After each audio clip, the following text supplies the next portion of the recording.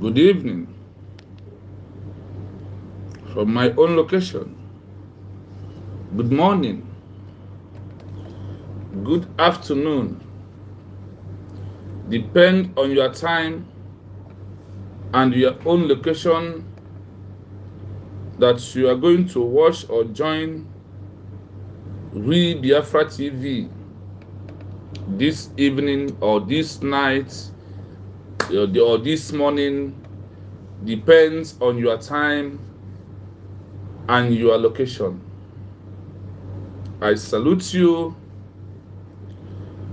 my leader, my president, Maazị Nnamdi Kanu, who was kidnapped in 2021, who Nigeria kidnapped from Kenya in 2021, keep him in DSS dungeon because he is fighting under self-defense, self-determination to save his people and save the life of every indigenous person who lives in Nigeria. This is his offense, fighting to save the life of average indigenous person. And he was kidnapped and kept inside DSS dungeon till this moment. And also, good evening, Simon Ekpa Njoku, the Prime Minister of United States of Biafra. I greet you, my able, honorable, His Excellency, Simon Ekpa Njoku. I also greet you, all the Biafra's army and all Biafra's military commanders. I salute you all. And finally, I greet all the lovers of freedom. I greet all the African continent who are supporting this movement of Biafra to become a new country in all over the world. I greet you all. I also greet you all the Asia, all the Europe countries that want to save the life of the indigenous people in Nigeria. I also thank Ibrahim Traore and Donald Trump for all they are doing to save the life of the indigenous people.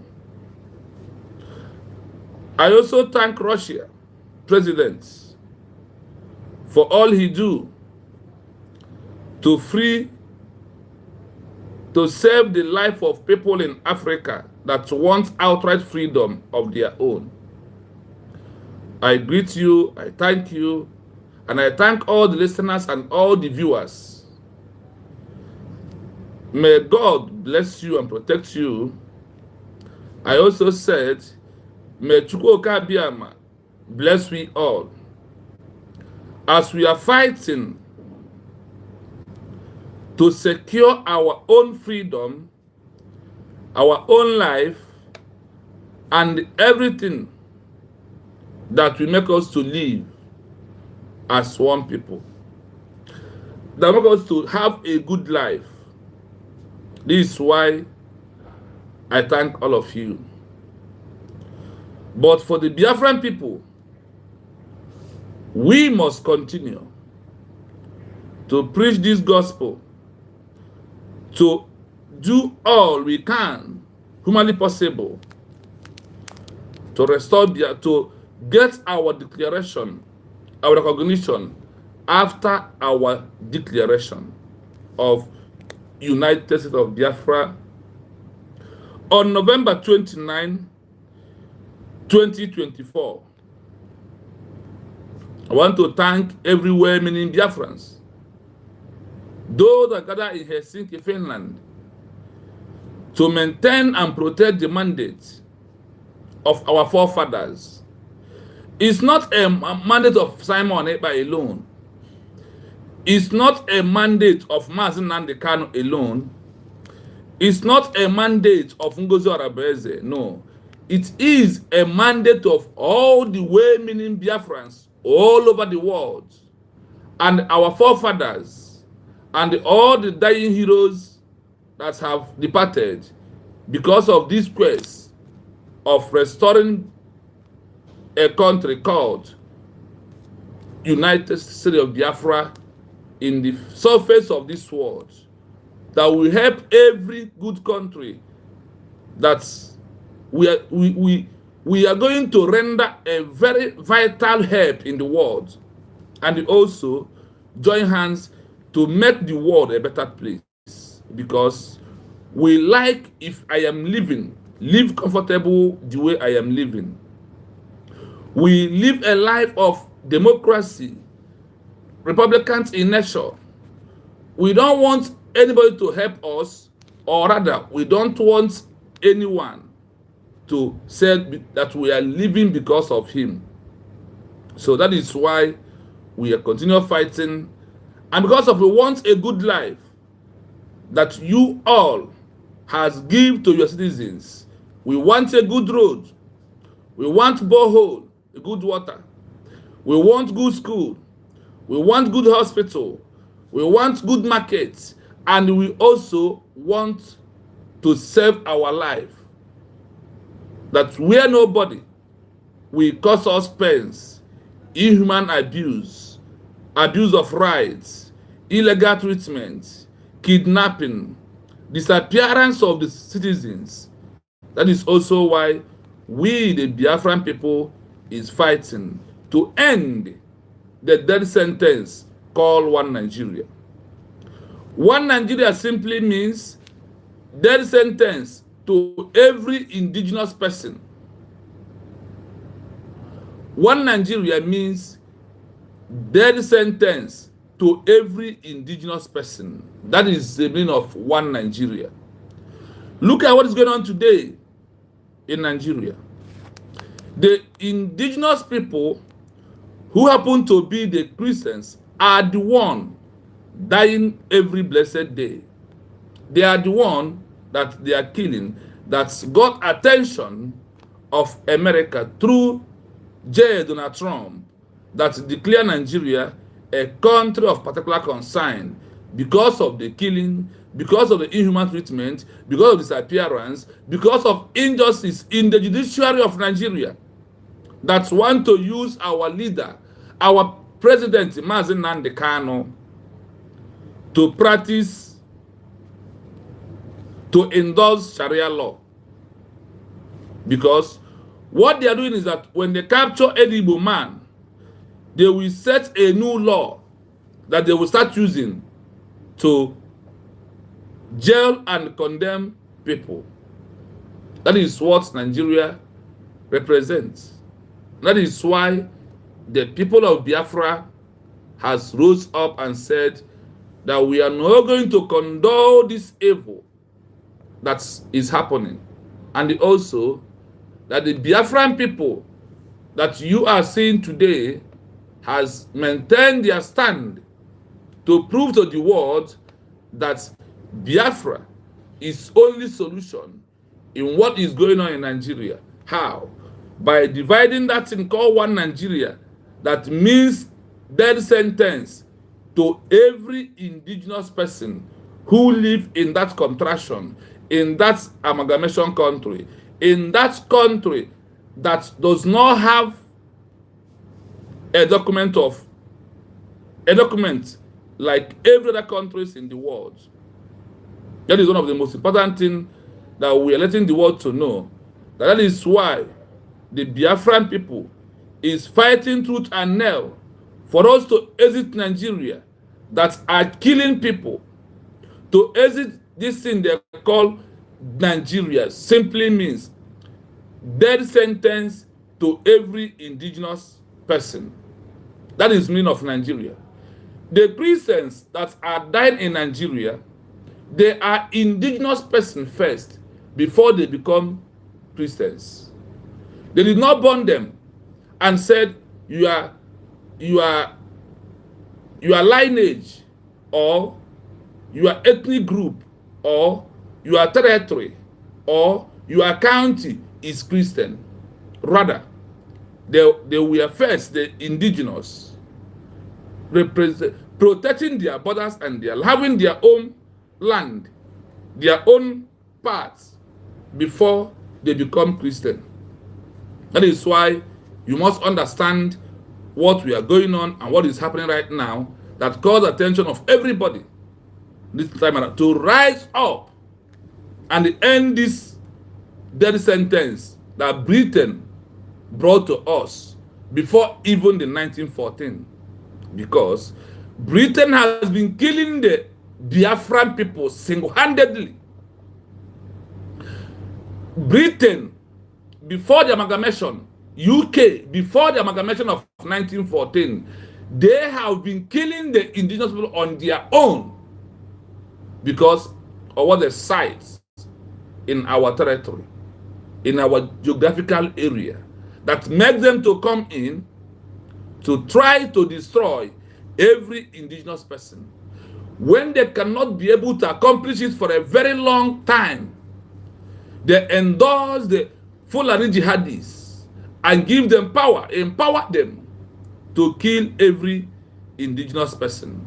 That is why today, this generation of Mazen Nnamdi Kanu, of Ma Simon Ekpa, those that was giving birth after the Biafra genocidal war has rose up finally to say no, that we want a new country after Chukwuemeka Odumegwu Ojukwu has done that. This UK single-handedly blocked Biafra recognition on the international global stage. All of you know what I'm saying right now in the history is there. That Britain single-handedly blocked that the Biafra Ojukwu was declared will never be a country. We never get international recognition. And on this note of the international recognition, Biafra becomes a first state. Britain make it a first state. Why? Because of our mineral resources. Because of our mineral resources, that is why the amalgamation being held. Because of our mineral resources, because of our own mineral resources, that is why the Biafra becoming a sovereign state in 1967 to 1970 fell woefully. Because of the interest of UK that give Fulani jihadists power to be killing people in the contraction, in that death sentence they called One Nigeria. They are masterminded of the impunity of the genocide that is going on in Nigeria right now. UK, Britain, whatever they may call, are the one that masterminded the killings that is going on today in Nigeria. And I am pity you who think that Igbos is your problem. We are not your problem, but we are those that have come to save you the way Christ, Jesus Christ, died to save all of you, to save all of us.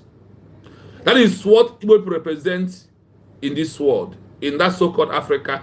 To the rest of that is they call One Nigeria, that means death sentence to every indigenous person. They are our problem. UK single-handedly sponsored Fulani jihadists to kill the indigenous people.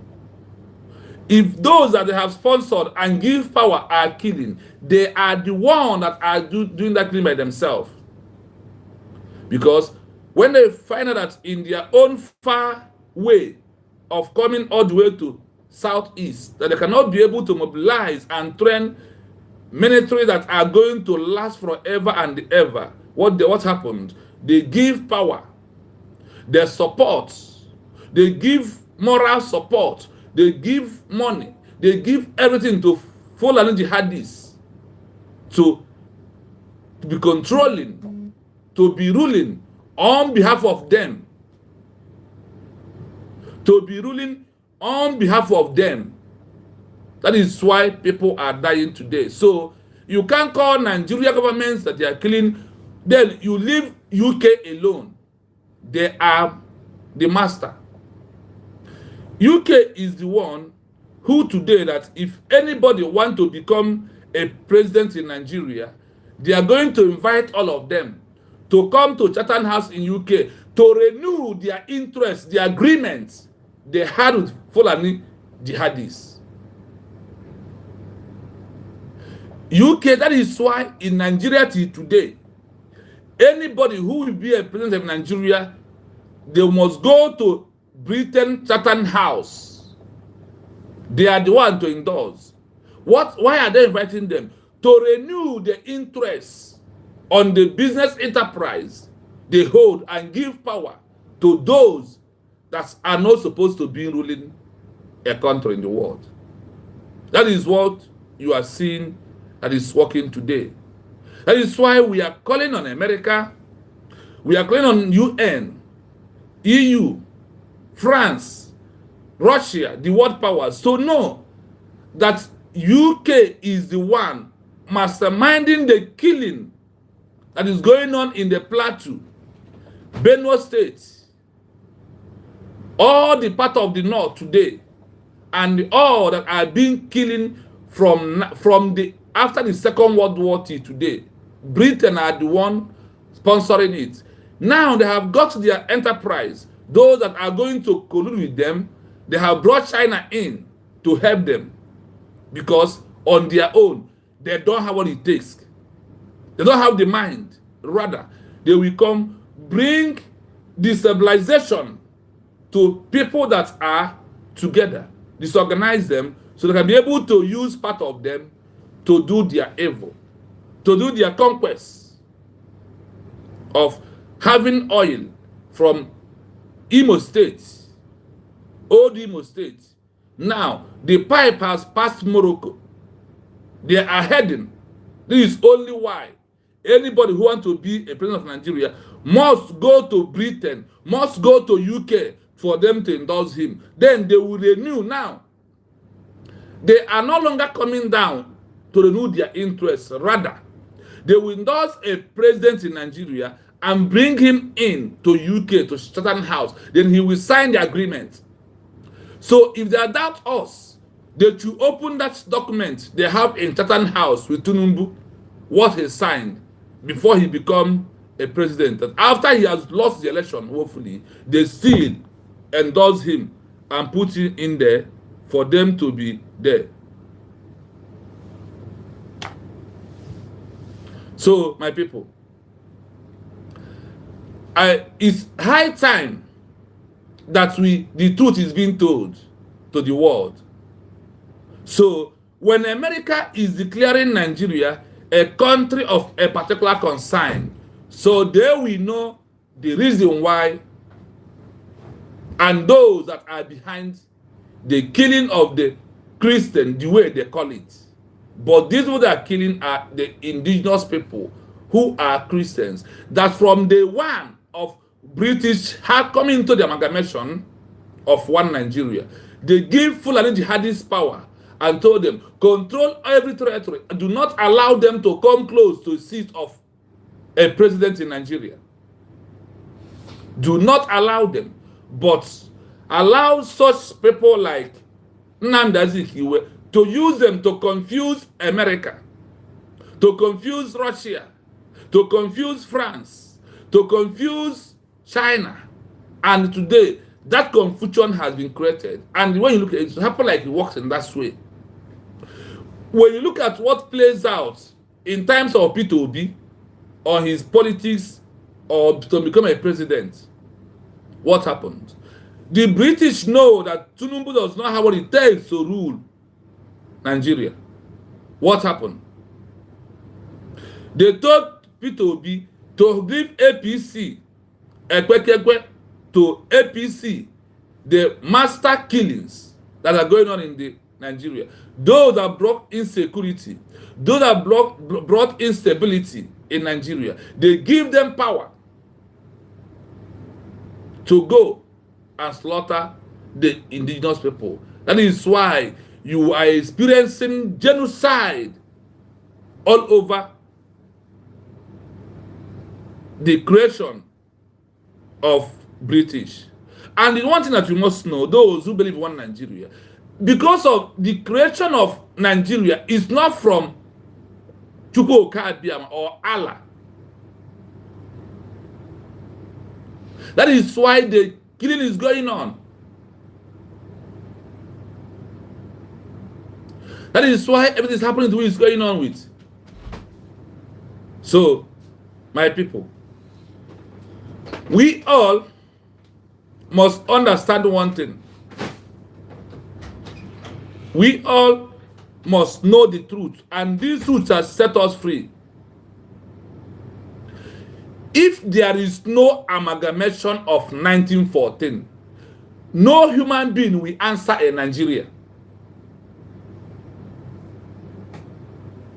If there is no intention, if there is no interest of Britain in Biafra, in oil, in our mineral resources, nobody to answer one Nigeria.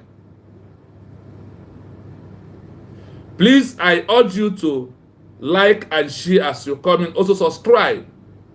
If you're first time coming, you will see what's a 3 dots in front of you on your phone. Look at it, you will see a 3 dots. Click on that 3 dots. You will see like and share. Once you share, you subscribe. Please, it's very important if you may do so. So as this message that we are preaching about the killings that are happening, that it will stop it. It is very important.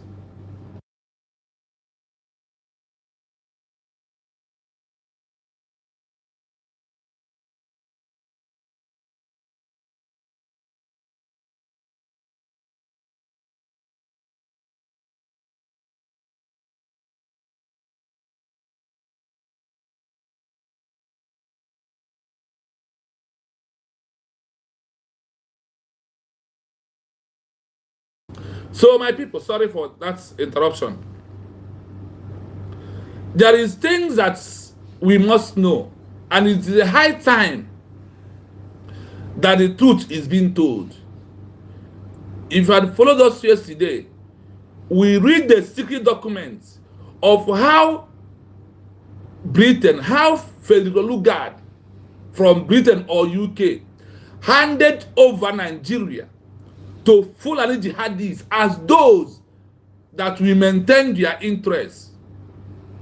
Nigeria is all about interest. Nigeria is all about interest. That is why today, that interest is what anybody who is Nigeria is protecting today. That is why they didn't care about what? About the life of the indigenous people. They only care of the only concern is that interest of Britain, who amalgamated Nigeria and who up to now still colonized Nigeria. This is their only interest of the so-called governors, president, senators, House of Rep, all of them. Once they enter there, they will swear them in with the Fulani voodoo, with the Fulani jihadist voodoo. Once they have taken that oath, they forget about you. And the reason, you did not vote for them, honestly, because Nigeria vote is not counting. What counting is who did the UK want for him to be in the seat, to give them money. is what they care for. To protect their interest of their business. That is all they care for. Nothing more than that.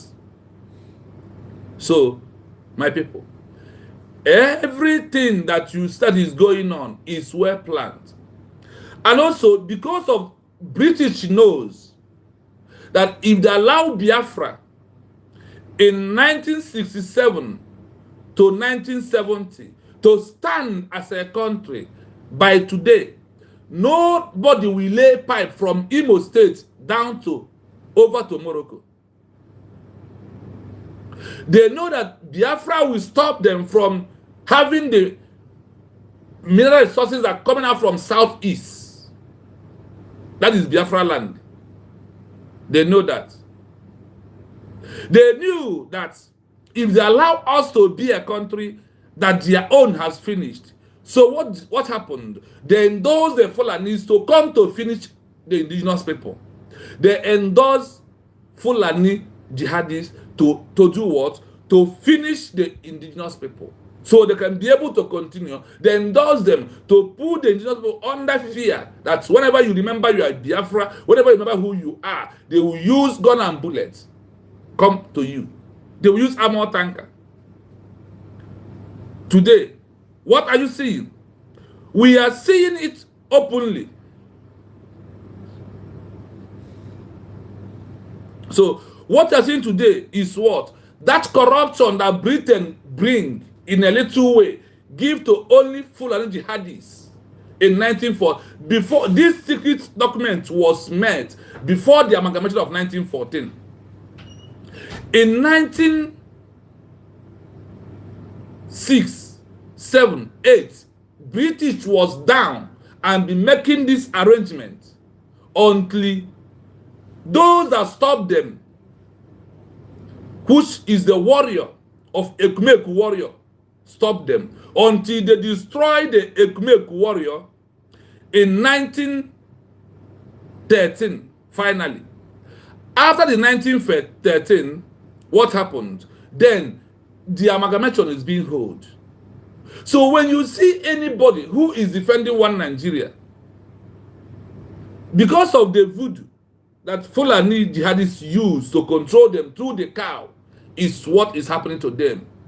That is why they are so confused and don't know the right from the wrong.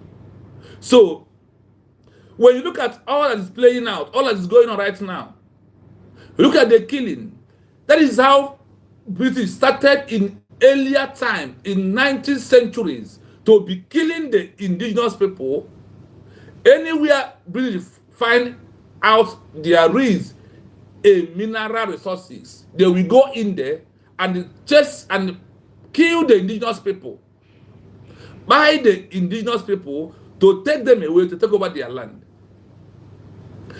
If there is no amalgamation, if there is no interest of Britain, that Britain find interest in Southeast, nobody will answer one Nigeria today. If there is nothing like Britain, the corruption that's metamorphosed all the killing that is going on is Britain. The way they handed Nigeria over to Fulani jihadists is the main problem.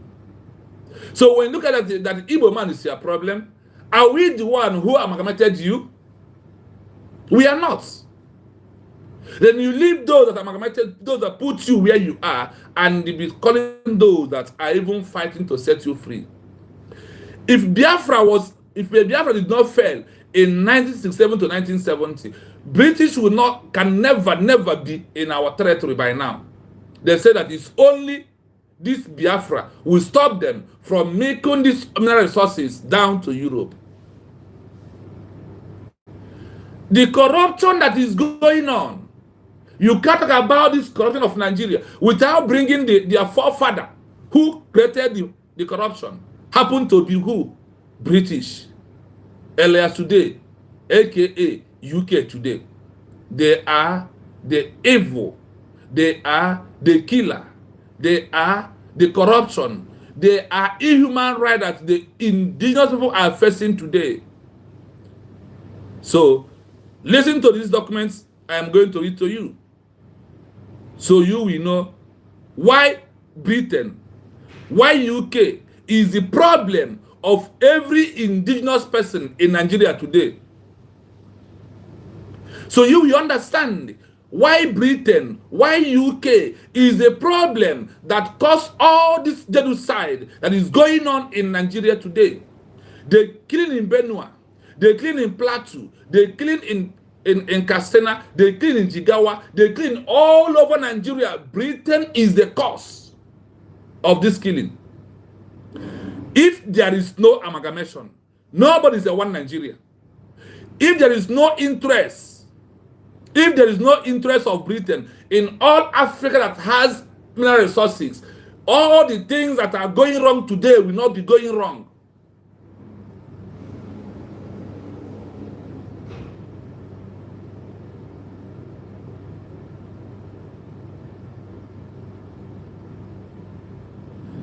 John David, that is for you. Now that is why we are fighting.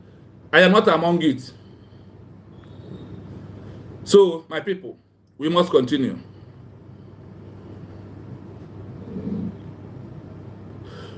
Greg, we are not blaming anybody, but we are bringing the truth. So you will know where your problem starts from before you can solve the problem.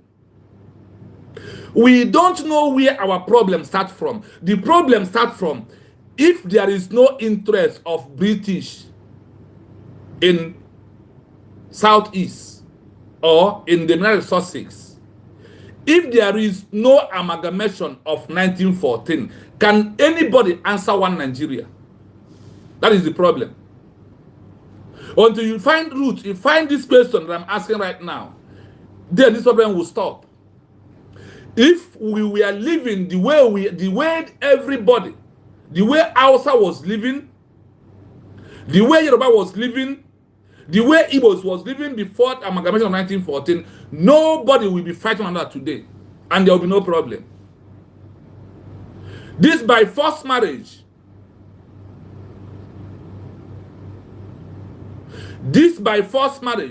John David, if you don't understand me, you can go away from my platform. English is not my thing. I was not an Englishman. I am pure Igbo man.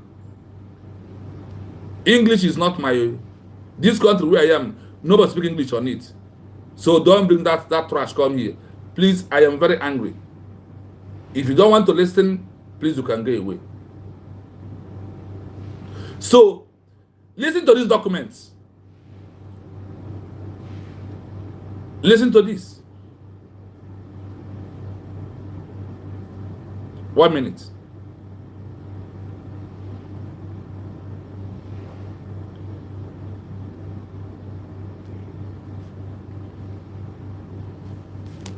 That is a profound what-if question that fundamentally alters Nigerian history.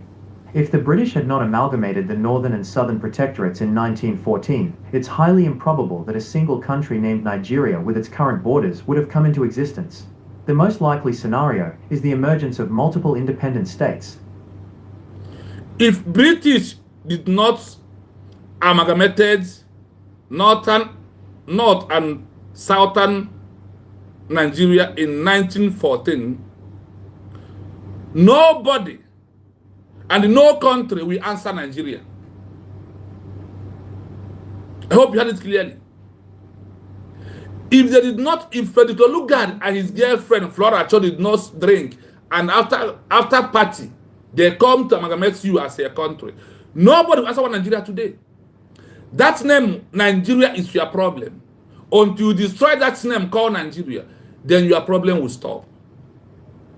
Those that British colonize and give name, all of them has changed the evil name. But those that other African countries that British colonized in 20th centuries, they are all one people. Go and check. They eat the same kind of food. They have this. Go to Ghana. There is no different languages in Ghana that are people in Ghana. They all eat one kind of food.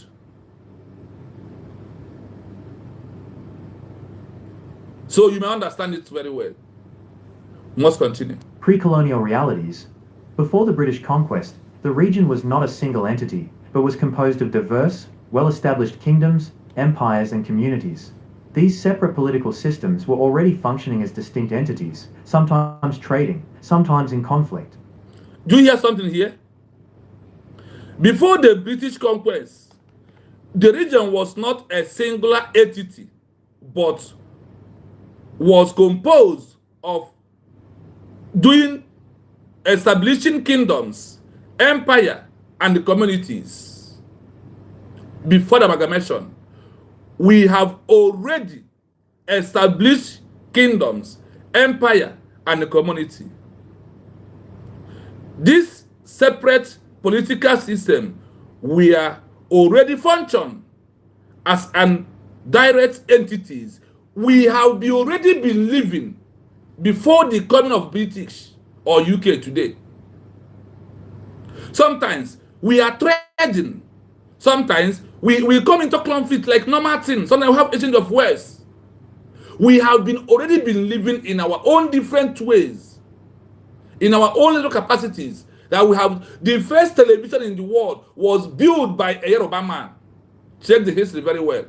The first thing they call television screen was built by a Yoruba man, not by a white man.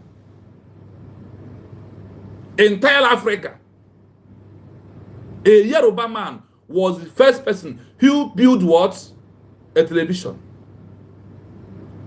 They told you here, before the amalgamation, before British era, we have been establishing kingdoms, empires, and the community, living in our own different ways. So, before they bring this thing they called Nigeria, that means death sentence to every indigenous people.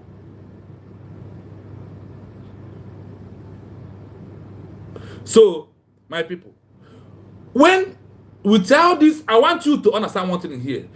Without amalgamation, you have been living peacefully on your own. Today, that you have amalgamated and the answer one Nigeria. Are you okay?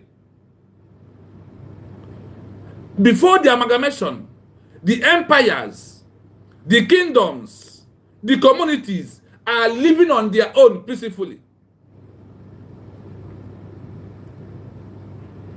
They are living on their own. No war, no incessant killing, no genocide. All things that they call Nigeria, the first experience of genocide is what Britain brought to us. The first killings of the indigenous people was sponsored by Britain. Britain, on their own, started it by themselves before they will find favor or before they will give it to Fulani jihadists.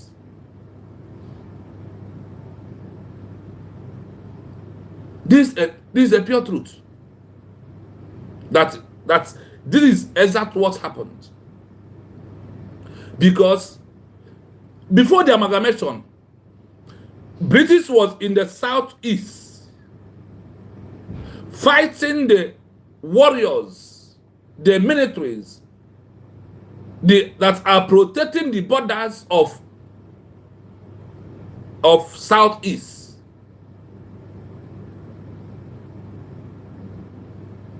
After British has destroyed these men, they now come to amalgamation of 1914. Potential independent successor states could have been based on these powerful pre-colonial structures. Northern states, largely based on the Sokoto Caliphate, a massive 19th century Islamic empire established by the Fulani Jihad, and the surviving elements of the Kanem-Borno Empire. This area was already unified under a strong centralized Islamic administration before the British arrived. Do you hear it? Northern states has been what? Living on their own. Some parts are believing in 19th centuries Islamic empire established by the Fulani jihadists. They have established it on their own, living on their own. There is no war between them and the Muslims who are not jihadis. There is no single war going on in this history of who we are before the amalgamation of 1914. So,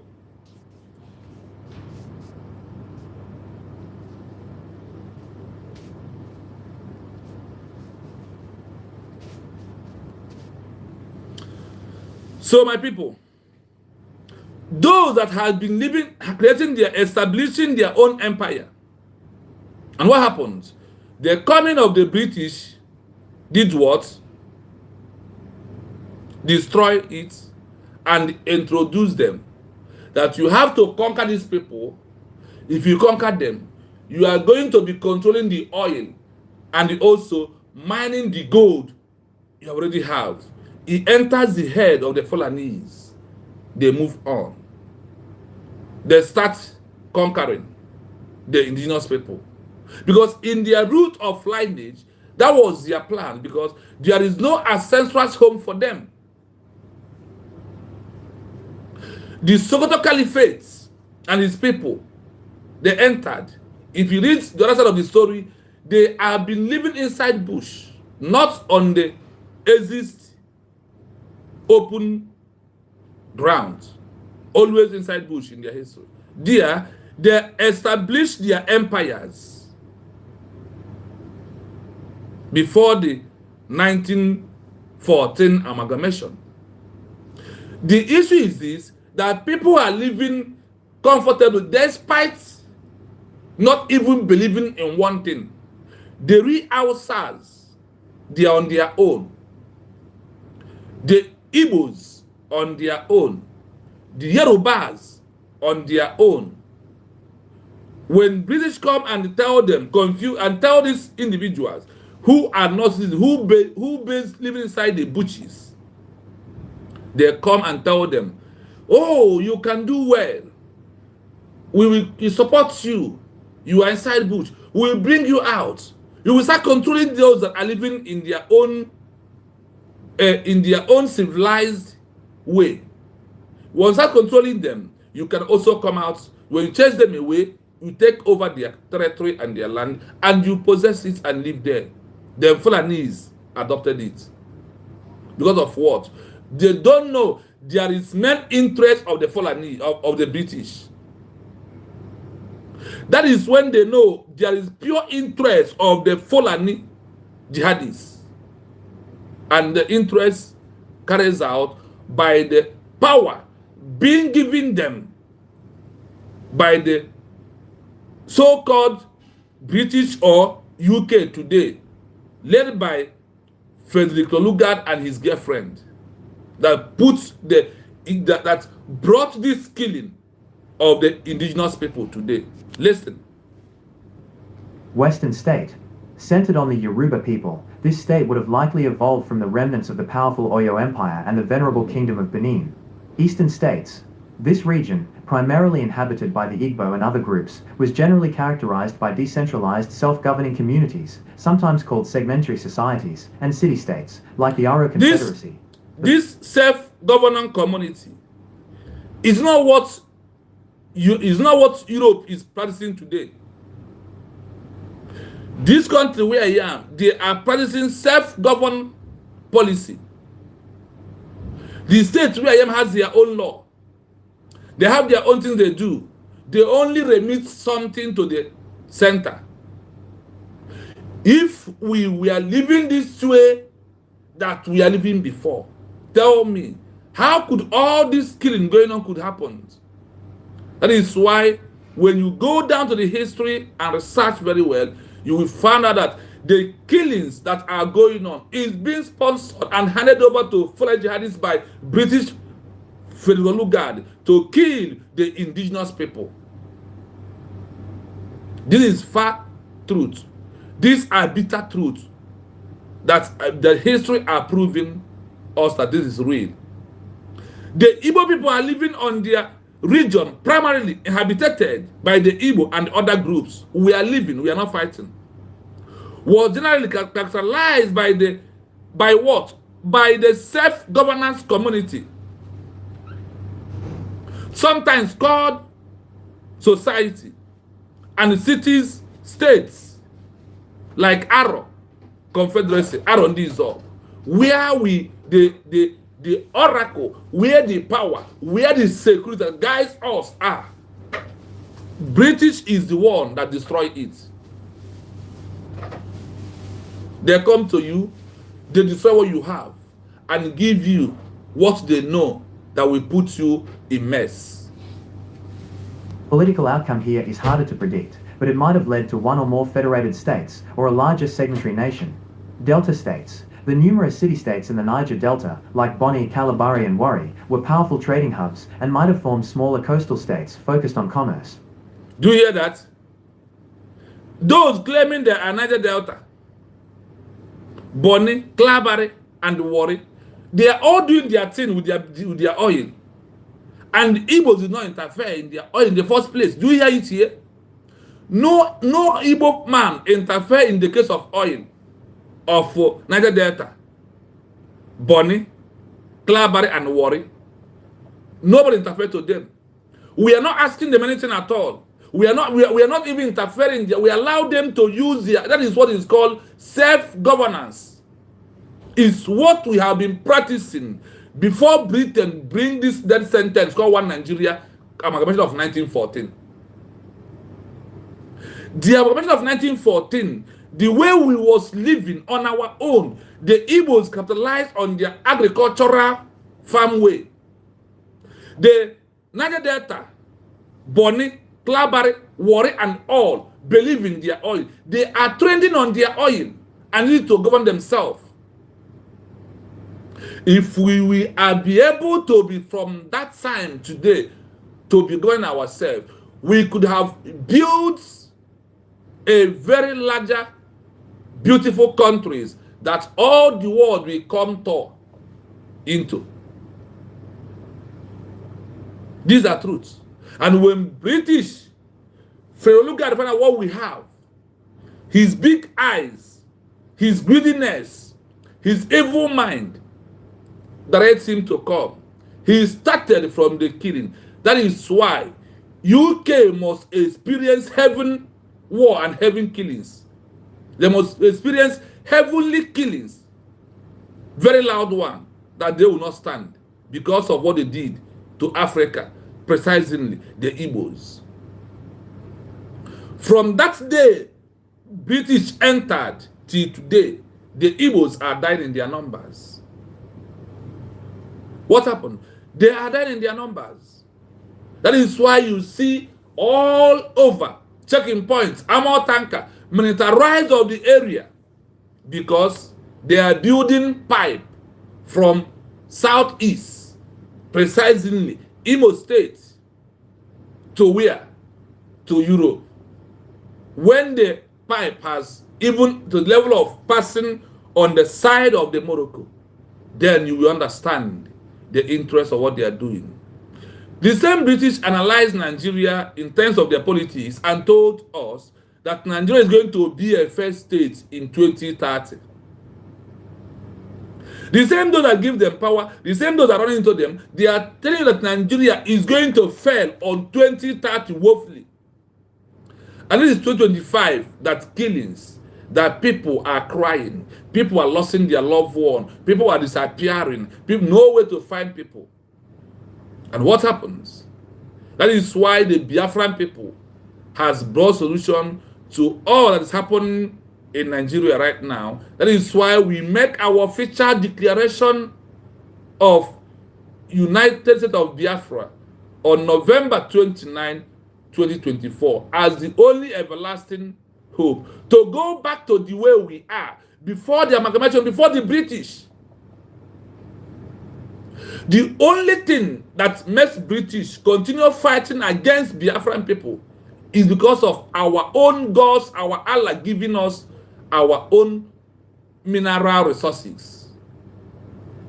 That is why the Biafran people are dying today. And it's also now. reaching the hands of those who British used in 1970, in 1967 to 1970 to fight us. Now they are because it's turn by turn.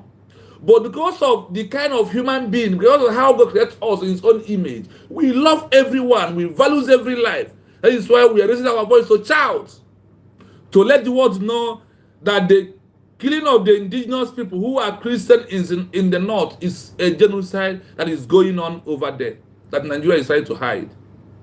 You can't see BBC carry such news. You can't see Channel News carry such news. You can't see UN bringing out such things in the eyes of the opening of the world. No, because they are all colluded to make sure that the indigenous people wipe away so they can be able to possess their land and mine gold and the mineral resources and take it over. For how long will Britain want to stay in Africa? So all the one you have been acquired from 19th centuries to 20th centuries to from 18th centuries is not enough till this day. The reasons for amalgamation. The amalgamation was driven by British interests, not the will of the people. The main goals of Governor-General Frederick Lugard were: Listen, the amalgamation was driven by British interests, not the will of the people. The main goal of Governor General Obumado, General Killer Frederick Lugard was one thing. The main goal of General Killer Frederick Lugard was what? Listen. 1. Economic convenience. Economic convenience. How he can make the mineral resources that God give us in our own territory. That is only his interest to do this amalgamation of 1914. So you can see, none of all those who claim to be one Nigeria, their interest was not involved during the time of this amalgamation. None of them. No interest of all this claiming one Nigeria today. Did your interest involve when the motion was going on? Your forefathers, they are all not involved. It's only the North, it's only the Fulani jihadists that are going to carry out the indirect ruling of Frederick Lugard till today. And you are claiming one Nigeria that was built only in the interest of a white man. What will be his profit and what he has come to achieve is only the that is why this Frederick Lugard is a killer. He's an evil man. He's Satan. He's on his own. If there is a Satan, Frederick Lugard is the first Satan we have ever experienced in our life. The Satan that Jesus Christ experienced, have encounter with, is different from the Satan of this man called Frederick Lugard. You see, this Frederick Lugard, his own kind of Satan has never been seen before. He was than Satan. He's a killer. He's a blood-sucking demon. As someone who wasted a life of the indigenous people. The killing that this man committed in Africa is unacceptable. In due time, we will ask questions and we will challenge those that are family, those that are those that are made up of the Britain. They will tell us why they kill our forefathers, why they put them in shame, throw them to dogs to eat them, to lion, to use our own forefathers to feed lion, to feed dogs. We will ask questions in a due time. That thing that you're running away from, it must surely come, and it has already come. Biafra Declaration, we brought all these questions into existence, and the British will answer. We will know why. Running to become a member of what power will not serve you. By the time we come, We will do all the exposition of how you destroyed us and claiming that you are a savior, why you are a destroyer. Nigeria had a budget surplus, largely from coastal trade and taxing goods like imported liquor. Northern Nigeria was financially insolvent and required subsidies from the British Treasury. The amalgamation was intended to make the Northern Protectorate financially self-sufficient by using the South's revenue, a key incentive for the British. Do you hear it? When you see someone like Abaribe talking trash, when you see all these intellectuals, when you see all these inconsequentials claiming what they are not, they will not go down to find history. Why all of them are running to Abuja today? Now, do you see why all of them are running to Abuja today? We are letting US, we are letting UN, EU, Africa Organization, OAU, to know China, France, Russia. We are calling on you to know why we are dying. Is because of our mineral resources that Britain set eyes on today. Russia, we also let you to know, the president of Russia, Putin, that this way you have oil is what we have. That is why they are killing us. That is why we are dying. You believe in Africa.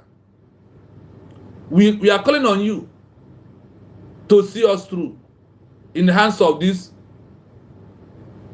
Nigeria that represents that indirect ruling of British or UK in our life to today.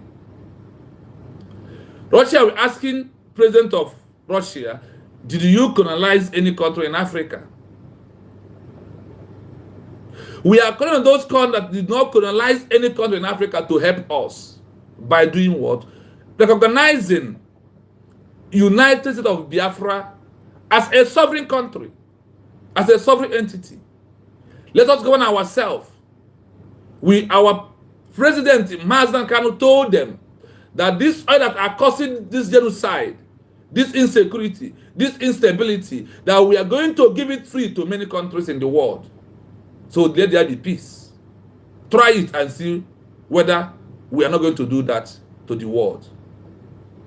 The same thing, our prime minister, who was arrested in collusion with Nigeria and Finland, that after Alexander Stubb sits with the vice president of Nigeria, who is the terrorist himself. What happened? He promised him the same oil in Lekki toll gates that they have promised that make Britain to be clean us today. Then he went ahead to arrest our prime minister, Mad Simon Ekpanjoko, who is fighting under self-defense to defend us. Since Finland, through their president, the so-called Alexander Stubb, has taken our prime minister away, over 2,000 Biafrans has been killed. Immediately, he take him away. A man who controls our military, a man who stood up to fight for us after our first president was kidnapped from Kenya to Nigeria for over 5 years right now, going to 6 years. June 2026, working 6 years, he was kidnapped. Rendition illegally to Nigeria. And today, being tried illegally in Nigeria.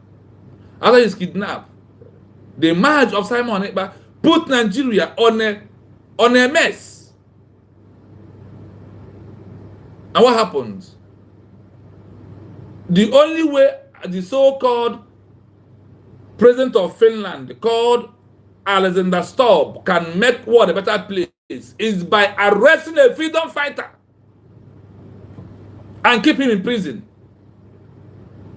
That is what Finland did. So that is why when you come here, please continue doing hashtag Finland/Nigeria/British/UK free Simon Ekpanjoko, the Prime Minister of United States of Biafra, that was declared on November 29, 2024. Also hashtag Hashtag Nigeria, British, UK, free Mazi Nnamdi Kanu, the president of United States of Biafra, who was kidnapped in Kenya till today. So we are calling on all these world powers to know that the killing of the indigenous people, that UK is masterminded the genocide that is going on. UK is the problem that we the Biafran people are facing today. The killing that is going on in the north, Benue State, Plateau, UK is the master. That is why we in this new era, you see that man called Frederick Lolugard. He is a killer squad. He is a sucking demon that suck blood of all the indigenous people dying in north and those that has been dying from the one that British enter in our territory, enter southeast, enter Biafran territory. From before the 1914 amalgamation, British Federal Lugard has been killing our people single-handedly. Till today, we are dying. The only thing he advised Nigeria, he equipped Nigeria with his gun and bullet, with armor tanker. They use it to militarize our area. They also helping them to kidnap our president, Mazi Nnamdi Kanu, helping them to help Finland to arrest our prime minister. Because of what? The interest that they had, that there is mineral resources that made Britain to amalgamate Nigeria. So we are calling on America to understand what is the problem. That our problem is the amalgamation of 1914. The history we are reading, the document we are showing here is that before the amalgamation, that we have established ourselves, have our self-governance, like what all of you have today. What all of you have today is what we have been doing before the 1914. When you are fighting Second World War, we have already been governing ourselves peacefully, doing our businesses, stay according to our tribe. The Niger Delta was managing their oil. We are doing our farm, our agriculture, and doing our trade businesses and moving on without asking them that we want to be in charge of their oil. But British bring all these things, put it on the side of the Igbos and the Biafrans as if they want to marginalize them. This is the lie they told our forefathers. And on this, they continue the killing. Chinawan, good evening, I see you. Chidubem, I can see you. Good evening from here. All of you, you are welcome. Thank you so much for coming. We must continue. That's what we're experiencing. We have many people view the program, but little likes. So, you know that nobody likes truth. It's only few that like the truth. That is what we're experiencing. So, the coming of British in our land has become the killing that is going on today. These people that you see that is running out in their ancestral home in the north is what we are experiencing today. Go to Imo State. People has run out from their ancestral home. The same in Anambra, Enugu State, every part of the south is people are running away from their home because of the killing of the Boko Haram military that British are sponsoring, and those they give this power before today. As you can see. So, it's better we know what is our problem and how to face it squarely. That is why we are calling on UK to leave Biafra land.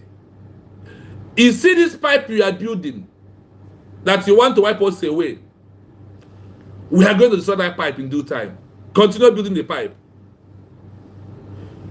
UK is so greedy, so evil, because of our own minerals they are stealing. That is why they don't want us to leave. And because of this oil, that is why the so-called Federal Lugard and the UK, Britain, sponsored other countries to do not recognize Biafra in 1967 to 1970. But we are telling you this is inborn in us. We are born with this blood. That is our ideology.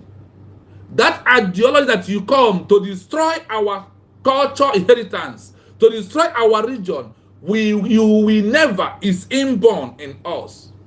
Even though that we are give birth to, we use this blood of angry of what you have done to us to give birth to them, so they will never. But we, in our own time, we end your impunity. You are killing. You are evil-minded. All the things that this killer called Federico Lugard has cost us, we will revoke in the due time, and the time is very near.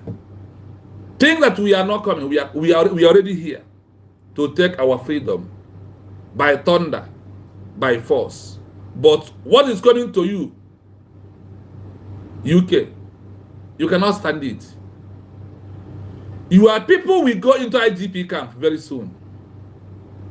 You will run to serve your children, and there's no one to be served, because the way you hide over 5 million Biafrans is approximate. That number that has been multiplied till today. You will pay dearly for it. UK, you will pay for the genocide that you have committed because of our own God's-given mineral resources. You will pay for it.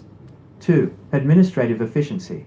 It was more convenient and cost-effective to have a single administration and coordinate policies, especially concerning customs, railway development, and taxation across the entire territory.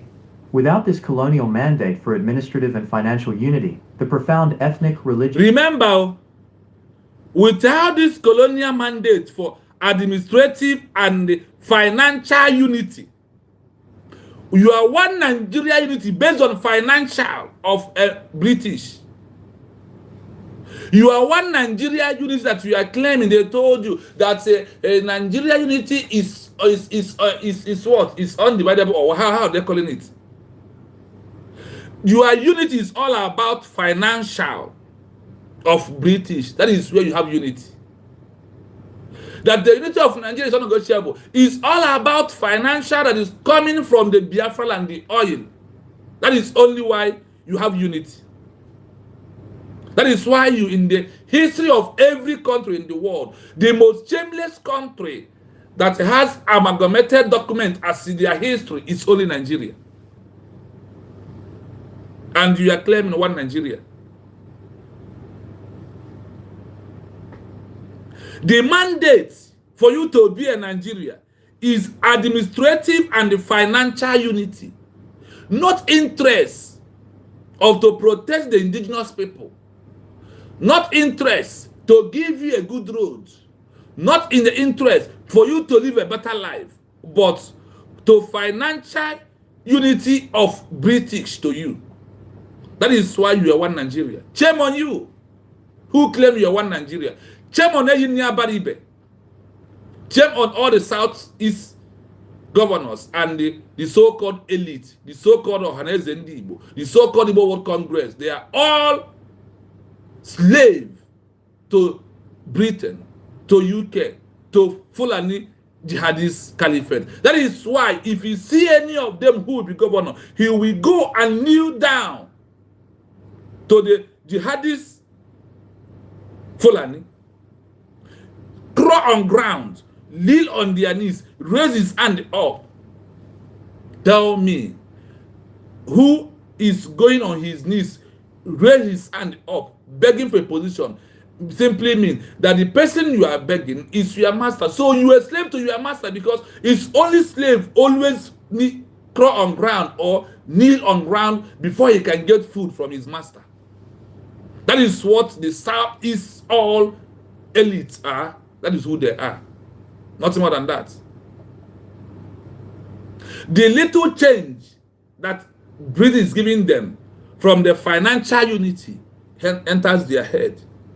And they did not ask themselves, what of if we are fully in charge of this our oil? What are we going to get from it? They never tried that one. They only believe in them to be giving them the change. And the change is what they used to do buga and claiming that they are governors. Why they are slaves? Those that their masters are eating the men meat and giving them the fingers of chicken. That is what they are getting. So you may see the unity of one Nigeria. I hope without this colonial mandate for administrative and the financial unity, the mandate of 1914 is what? Financial unity that will enrich Britain and lift them up. Could you imagine? That is why you were a country claiming one Nigeria. Shame on you, because you don't know who you are. You cannot find out where the problem is. The killer squad called Frederick Lolugat and his girlfriend committed a sacrilege. They committed haram. They committed abomination in this world. What they did to African people, precisely in the southeast, those that call themselves one Nigeria, that we, the Biafran people, who have stood up on November 29, 2024, and make our official declaration of United States of Biafra by the Chief of Staff, Dr. Ngozi Orabeze, who happened to be the Deputy Prime Minister of the Biafran people, that she is the one leading Biafran people right now. And that is on the mandate we stand. On this mandate of Biafra, my concept was in fact, I created on my own hand. My interest first. Do I want Biafra? I said yes. I voted under our first ever referendum vote that gave a result of over 50 million Biafrans who want Biafra as a country. All the people has been, all of them, their interest first. And they said, yes, we want Biafra.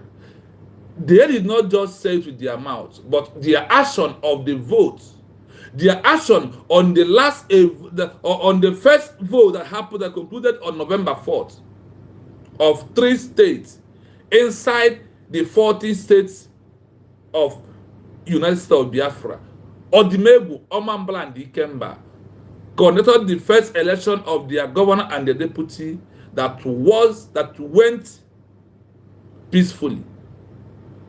That is how you know that people are concerned. The interests of them are at hand before doing every other thing.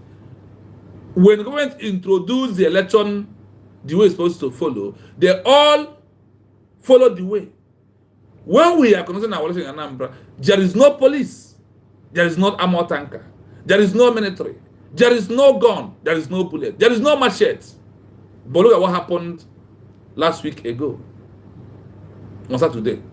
You see militarize, you see AK-47, you see armor tanker everywhere. That is how you prove how corrupt and how that everything that concerns Nigeria is by force. Started from the amalgamation of 1914 or before then. And political differences would have likely prevented a voluntary merger into a single Nigerian state. Conclusion: a new future. The amalgamation was the single most important factor that created the boundaries and the structure of modern Nigeria. That is a pure lie. The amalgamation did not create boundaries. Rather, it brings more problem to us. This modern amalgamation, it was not to create any boundaries. Rather, it brings in boundaries to us. That is why today the legislators are talking different things. That is why today many people are talking different ways. If it is, the attack that a Yoruba man is giving an Igbo man, why could it be like that? There is nothing like that at all. It never brings us any good thing at all. Kevin, you're welcome. Peter, you're welcome. I can see you. Good evening, my brother. You're highly welcome. The new future brought us the killing you are seeing today in all over Nigeria. Your so-called new future brought us all the corruption, all the inhuman treatment, abuse of rights, intimidation, disappearing, killings, and all that you are seeing that is going on in that contraction called One Nigeria today. That is what you are going to bring to us. That is what your future be. The future of the kill the indigenous people that are Christian, that are real Muslims, that are not killing, that are not jihadists. Unless once you are jihadist Fulani, Nigeria is for you. If you're not a jihadist Fulani, British handed them over the power and tell them, wipe away anybody who did not believe in your ideology, in your Christianity, in your religion, in your belief. That is, and Britain told them, do not interfere when we plant oil, when we be taking oil from southeast to anywhere we want in this world. Do not interfere. This is the number one agreement. And that is why this agreement still hold on till today. That is why when you see them, anybody who want to become a president must go to Chatham House in UK. Tell me any other country in the world, except in some Africans, who go to Chatham Sword before they become a president of their country. Tell me. That is simply mean that British are the one ruling Nigeria. They are the one endorsing who will be a president, and that person must be that person who will protect the interest of making the oil. This is the main problem that we are dying. That is why we are tagging flag of US on our program. That is why we are tagging Russia. That is why we are calling on China to desist from this evil that Nigeria or British has called them to come and join them. That is why we are calling on everywhere many countries in the world. It's only two countries that I know now that are saying the truth. Only Russia and the US. France has collaborated with Britain, with the UK, to back Nigeria up with China. France, China, UK are the same people. Only America and Russia are different from these people. That is why you will know that always the bad people are always in numbers. France has come to take from where Britain stopped. But France, you remember the way you run from Burkina Faso? That one is a child's play of what the Biafran people are going to do to you in this oil that you have come to make again. In this sponsor, you are sponsoring UK. This Britain is the one you hated so much that you, France, support America to live from the colonial master of British. You are the one that single-handedly sponsored America. Today, you are turned back on America because you want to come and take share from the oil. What all of you will see, this oil that made all of you to be killing us every blessed day. The time has come.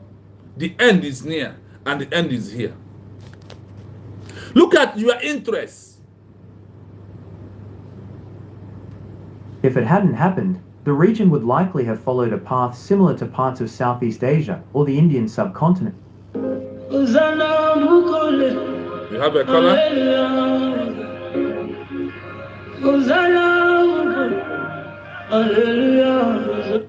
Yes, so you get one grieving from here. Hello, my brother. Good evening. Thank you so much. Thank you so much. My brother.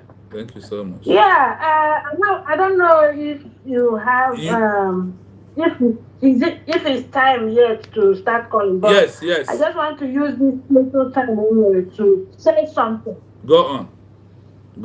Yeah, please. I just noticed that the number of viewers, we have good number of viewers, but why is it that these people are just exercising stinginess in clicking like. What is happening? Great dear friends, good evening from my side here. All of you that are watching this program, please, please, can you click like? Like, very important. I've been typing it to call the attention of our viewers. I don't know. Is it that they are not seeing where it is or they don't know how to click like? Because my very self, immediately I come into a program, except if I don't like the program, immediately I come into a program, the first thing that comes into my mind is to just indicate it by clicking like. That will make me to understand that I have watched this program. It's like checking the program. You click like, shows that you have watched this program before. And again, it helps to spread the evangelism, spread the good news. If you like what you are hearing, standing back to watch this program up to this time shows that you love what you are hearing. Why don't you click like so that your brothers and sisters who don't know about this, who have not heard about this, to hear it with you, share the news, share the good news with your brothers and sisters. Everybody needs this particular program because this is the program that will open your eyes, that will provoke you the more. Because what is happening is intimidation. It means that these people are calling us animals. We are not human beings. We are not created just like they were created. Allow us to breathe in our own territory. That's all we are asking for. We are not asking for you to give us your own portion or your own land or whatever. This is something that should trigger that part that annoys you most. Exactly. For everybody that is still thinking that Nigeria is the solution, Nigeria can get better. I keep telling people, Jesus, you know how Christians love Jesus, says that Jesus can do impossibility possible. Jesus cannot fix Nigeria.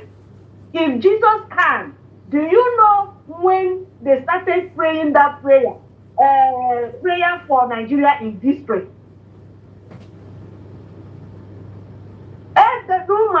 We know this prayer. Until today, I can make Nigeria. So if Nigeria can be fixed through prayer or by Jesus cannot fix Nigeria.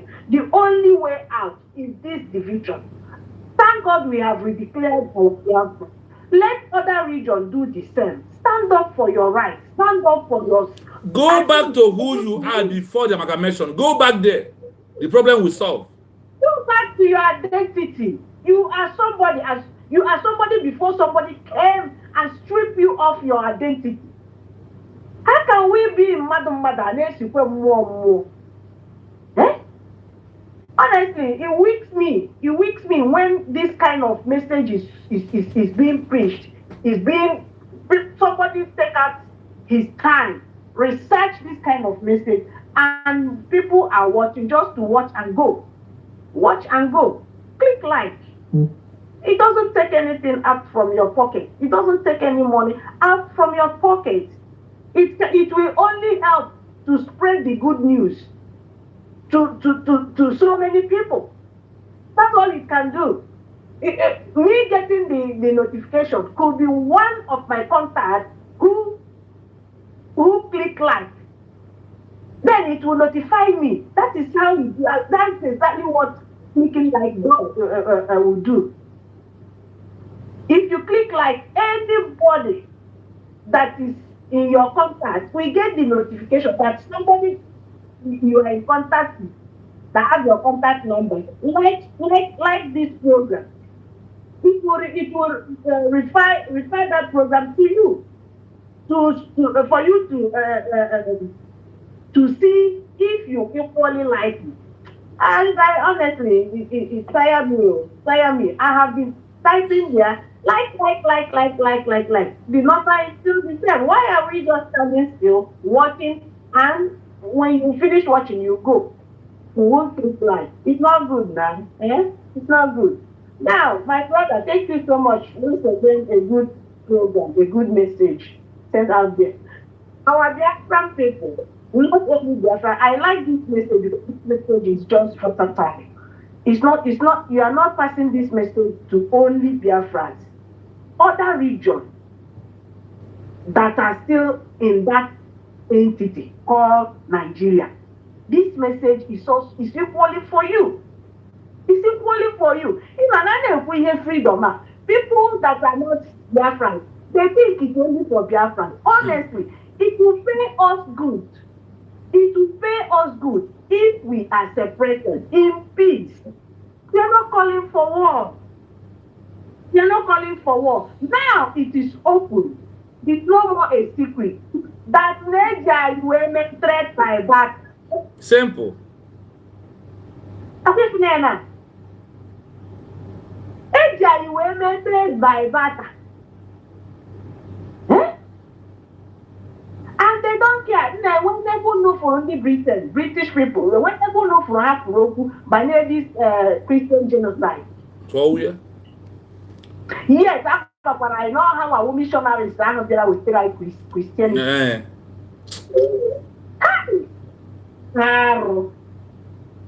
Sacrilege. Ikewo. Let me repeat one article to you. Let me read out this page to you. Without this mandate, without this colonial mandate of administrative and the financial unity of Nigeria, nobody could have been answered Nigeria. Not at all. Not at all. Right. Not at all. This man called Frederick Lugard is a killer. He's a killer. He's a killer. Okay, well, what can go for a generation? I think so. Eh? Over a generation. Why are they not hearing? Are they not hearing us loud? Are they not hearing our cries? Are they not hearing it that their far for whatever how many fathers did to a particular group of people? Why are they like this? Why can't they stand up? But then when the one video, I'm me forgot that video. Then when the one time a video was trending, not on the British colonial masters, the ancestors, again, they were begging for forgiveness or whatever. And there was a time I saw something. All those nights, say it as AI. Who are they begging? Are they begging from grave? No, not the living generation now, the living generation. I never see it. The only way I will believe our accepting any apologies, recognizing Biafra as a country and give us all they took from us. Yes. Recognize Biafra, give us all they took from us. That is only when the forgiveness will come. If not for that, my prayer every day that Britain will experience this genocide they brought to us. That is my prayer every day. That is my prayer. Freedom, for me, if we get this freedom, when we get this freedom back from them, because as it stands now, to be honest, apart from now they do us, now they do ourselves. Yes. Okay? Apart from that, you don't want to buy over these British people. See, despite we are doing ourselves, if Britain come out to that and said, okay, fine, we have recognized Biafra as a country, the law will be put through her.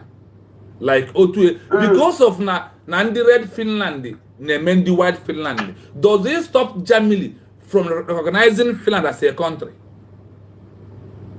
So that is for me. No. For me, what matters to me is give me the recognition. Let me go and face my problem. Stay away from me. Because without you, I have established my empire. Without you, I have established my territory. Why did you come and destroy my empire, destroy my territory, destroy my culture? And you are talking about self-governance. You said that before you come, that we are doing self-governance. Is it not this self-governance is all the world are practicing today? Practicing today.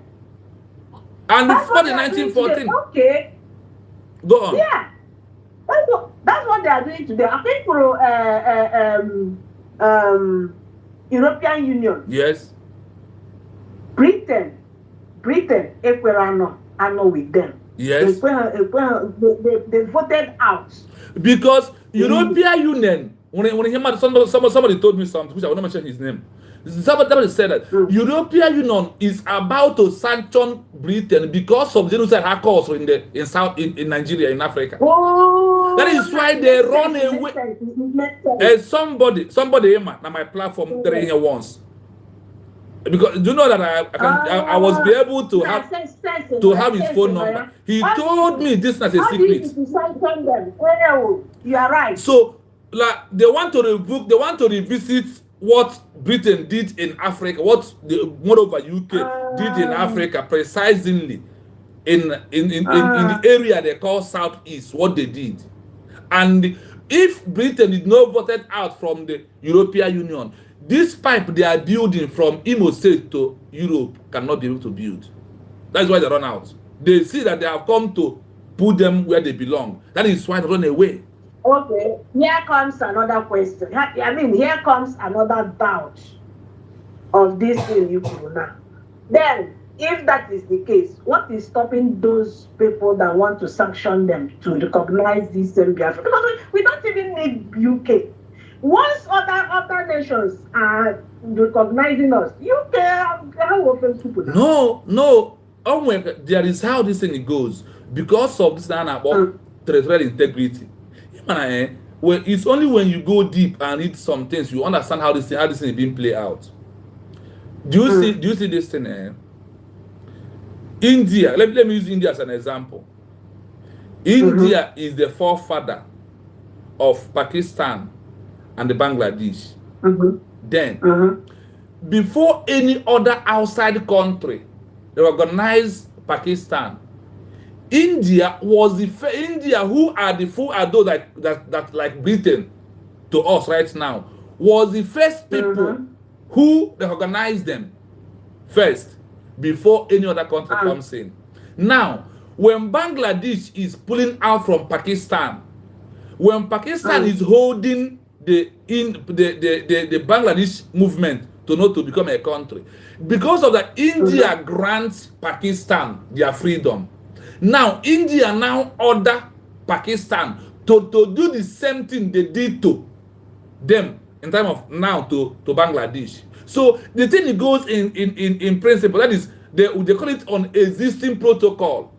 What is the existing protocol is that, so Britain is the one that will tell Nigeria to recognize Biafra. Then it can only happen if there is a country again that supersedes or force Britain to do it.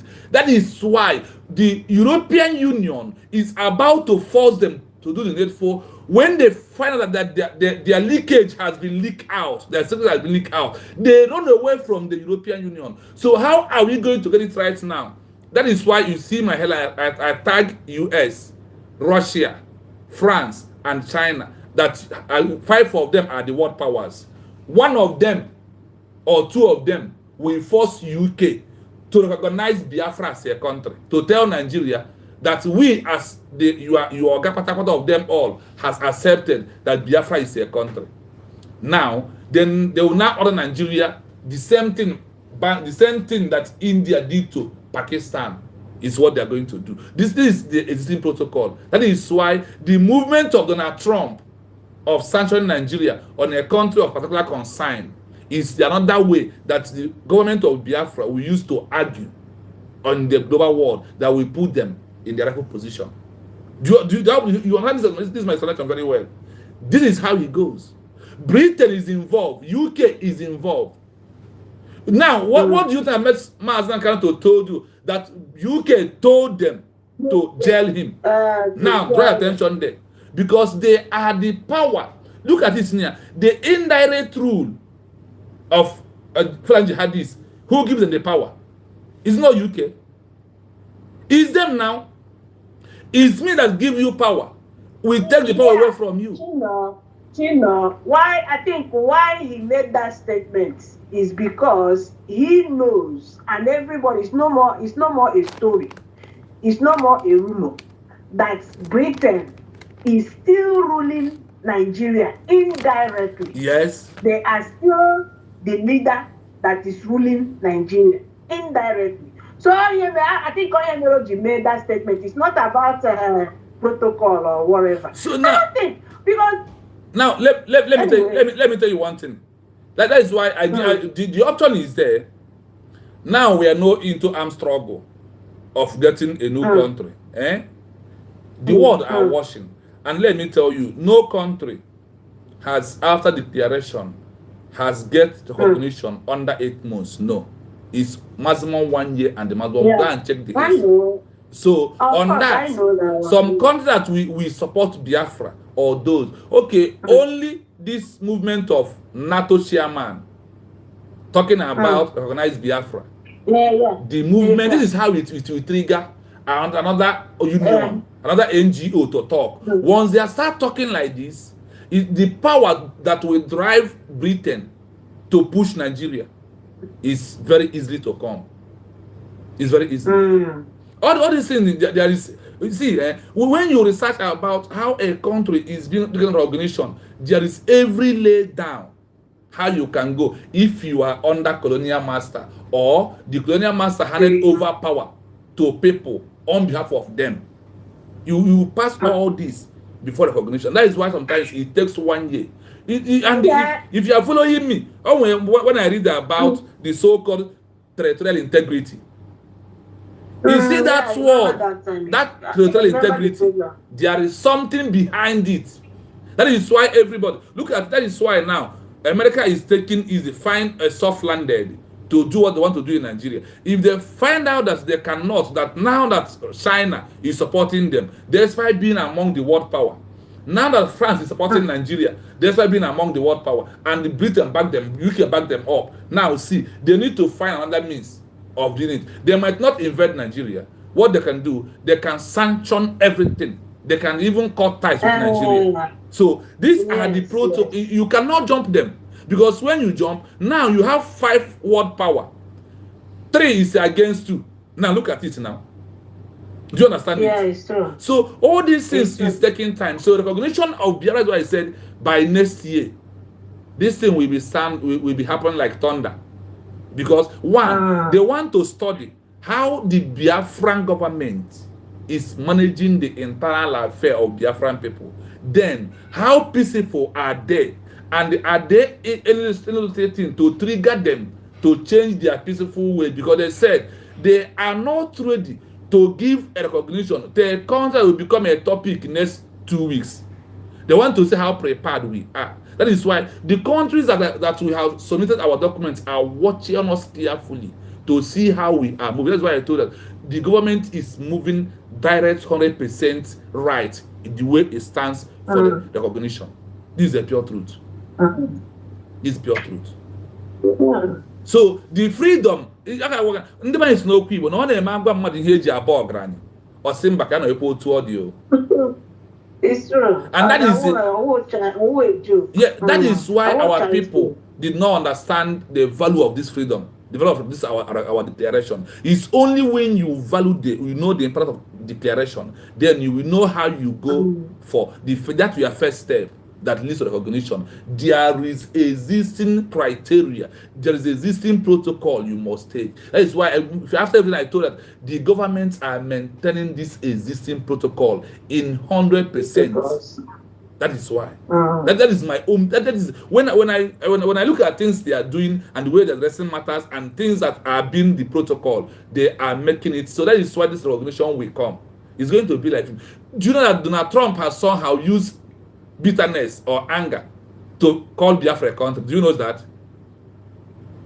Do you remember? There is a recent speech he made, when he was condemning Nigeria, and he said that contract I've been losing is going to emerge after he read the letter by Mazen Nandekan. Ow. So that's why I told you they are taking time to study, and we are getting there. Yeah, that's what I'm thinking as well, because since you said 5 world power countries, now 3 are supporting Nigeria. Yes. Because this thing now, if they make that move by invading, it will trigger. China has been planning to attack America. China wants to exercise the equipment of war to use it to overthrow, become number 1 in the world. That is what China is building. So America is being careful to not even also danger their own citizens also. Yes. So all these are involved. Because this has made me. I've been going into many news in a day. I do know that I don't even have time to have things that make me I normally take as my fun time, like watching football. I don't even have time for them again. Because you need to compare all these things together. So that is it. That is it. So you look at a country where people calling a country was united. The unity of Nigeria is because of financial aspect, and you are claiming one Nigeria. Yes. You are claiming one Nigeria. Yes, because of selfish interest, what they will gain. What they will gain. That was why they bring everybody together, not minding their differences, not minding their dangerous diversity. They don't know each other. They don't have anything in common. Let me give you one thing. Let me give you one thing I want to explain. Yeah, let me play something to you. When they speak. Yeah. Let me. If the amalgamation did not happen, the region would likely follow the path of Southern Asia or India. Or Eastern Asia. Eastern Asia or India way of creating a country, or Ghana and the Gold Coastal. So if in the way we are living there's no amalgamation, by now the way we position ourselves small to have the power, we could have living in that way. After India independence, have you heard that India on their own are going into war with themselves? Have you heard it? Because the self-governor is on the ground of like what we did in 4th state of Biafra right now. Petition every state. Where are we know the house of my governor, the house of my senator, the house of my house? So if anything goes by, we go and hold him responsible. That is why India is moving very well. Exactly. All these things the people, they don't know what is going on. They don't know how things things are being done, and they kick so many good things out of ignorance. Yes, I pay for a year by decentralizing army. They don't understand it. And why? Because they are ignorant of that. Exactly. And they kick here out. In fact, I want too many job day. I just want to seize this opportunity, Biafrans. I want to seize this opportunity to call your attention on ID card. Now, that ID card, very, very simple. You will not have any problem applying. Everybody must apply. This particular ID card is very, very simple, that you will not have any reason to say you don't have ID card. Everybody, no matter what you want to answer there, you have to apply. Because they may go here using our peculiar problem. G-Way bring here the thing to everybody's level. It's as easy as any ABC. As easy as ABC. So that everybody will have. As in very easy. I just started fulfilling my own today. I could not be able to finish because of my program. I leave it there. It's on the process. Yes. Please let everybody go and apply that ID card. That because ID of card Hadaino. Because of Hadaino. The only ID card you will find very easy to apply. After this ID card, for driving license, for your this thing, your being passports. Yeah. That one again be simple. So many security. Yes. To scrutinize in the fake people, all those people that are paying for this particular ID card, they know why they did it like that. Yes, now. They know why they did it like that. We need money for this final push. What is making so many things stand still is because there is no money to push them. We need money to push so many things. That is it. The only that is why I said never is no people when go Giolo. Despite Britain are recognized today wanna and when they can congressmen and lobby and government by force. Because one rules the world. Everybody what are we gain from this thing I want to do? Now that is how it. We feel like after putting their name in the top, putting their name on the top.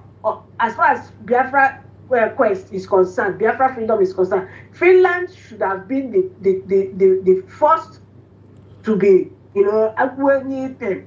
Yeah, on the top. Finland could have even the first pressure to Britain, to UK today. They're supposed to be the first pressure. Because of their involvement during Ojukwu time. Yeah. Away from them. So, my good brother, thank you so much. I have to go now. Yeah, thanks so much for calling. Yes, thank you so much. I always appreciate whenever you call into our platform because your own way is so unique. Thank you so much. May Elohim protect you and keep you safe. We must continue. I am fighting for my freedom. We must continue. Sure. Yeah. Where various pre-colonial regions emerged as their own independent countries, e.g., Ghana/Gold Coast, which was also a British colony but was a more geographically and politically unified area before independence. Do you hear it? That's why I told you that the way our own is quite different from the Ghana side. That is why today you are not seeing anything in Ghana like the way we are. The people will say Ghana, they know what. Yes, Ghana was colonized, but they are on their own. They are one central people, not like us. In our own case, we are people with different ideologies. We believe in different things. Ghana believe in one thing today. Ghana believe in all of them. The whole Ghanaians believe in one thing. So there was already be unified, even in the time of the colonial masters. Immediately they leave them, they just apply a little bit of it and they move on with their life. They are not like us. They are not. Our own, we have many different diversions, many things. Are you not seeing social media today? When a Fulani man will be attacking Inyamene, when a Yoruba man will be attacking Igbo man as if we are the problem. But they left the UK, that is their problem. And be attacking us. We are not the one who brought you, who made you who you are today. The people that made you who you are is the one we said, no, we don't want these men you have managed us to where we are right now. No. We want to who we are before, stay on our own, manage our own, and handle it the way we want. That is, they call it self-governed. That is what we are seeking for. Nothing more than that. What caused war in 1917, the Eburu Accord? It is for you to self-govern yourself. That is what they told you caused war, which Gowon and his cohort of Yoruba friends are the one that is the problem. Ojukwu never ask anybody to be. They also just said, okay, now you're one Nigeria. Let's have self-governance like India. Like this Europe you are seeing today, every county, every state in America, every state in Europe, they have their own laws in their state. This place where I am right now, there's something you will do, police will come break your door, bring you out. The other side, nothing you will do, the police will break your door. They will track you or they get you on the road before they will arrest you, or your door is open. They hold the door and bring you out. This is what is called self-governance. People decide what is their law. People decide what they eat and what they are not able to eat. People decide what they worship and what they are not going to worship. That is self-governance that is causing this problem till today. And until we go back to that root, that is when all this problem will stop. But you see, this power from Abuja is going to buy you who is one Nigeria, not me, because we have already moved. We have already exited Nigeria. Biafran people have exited that thing called one Nigeria. We are no longer there. We have made our declaration, and that is why we are meant. That is why we constantly maintaining the mandate of our declaration. You think it's like 1967?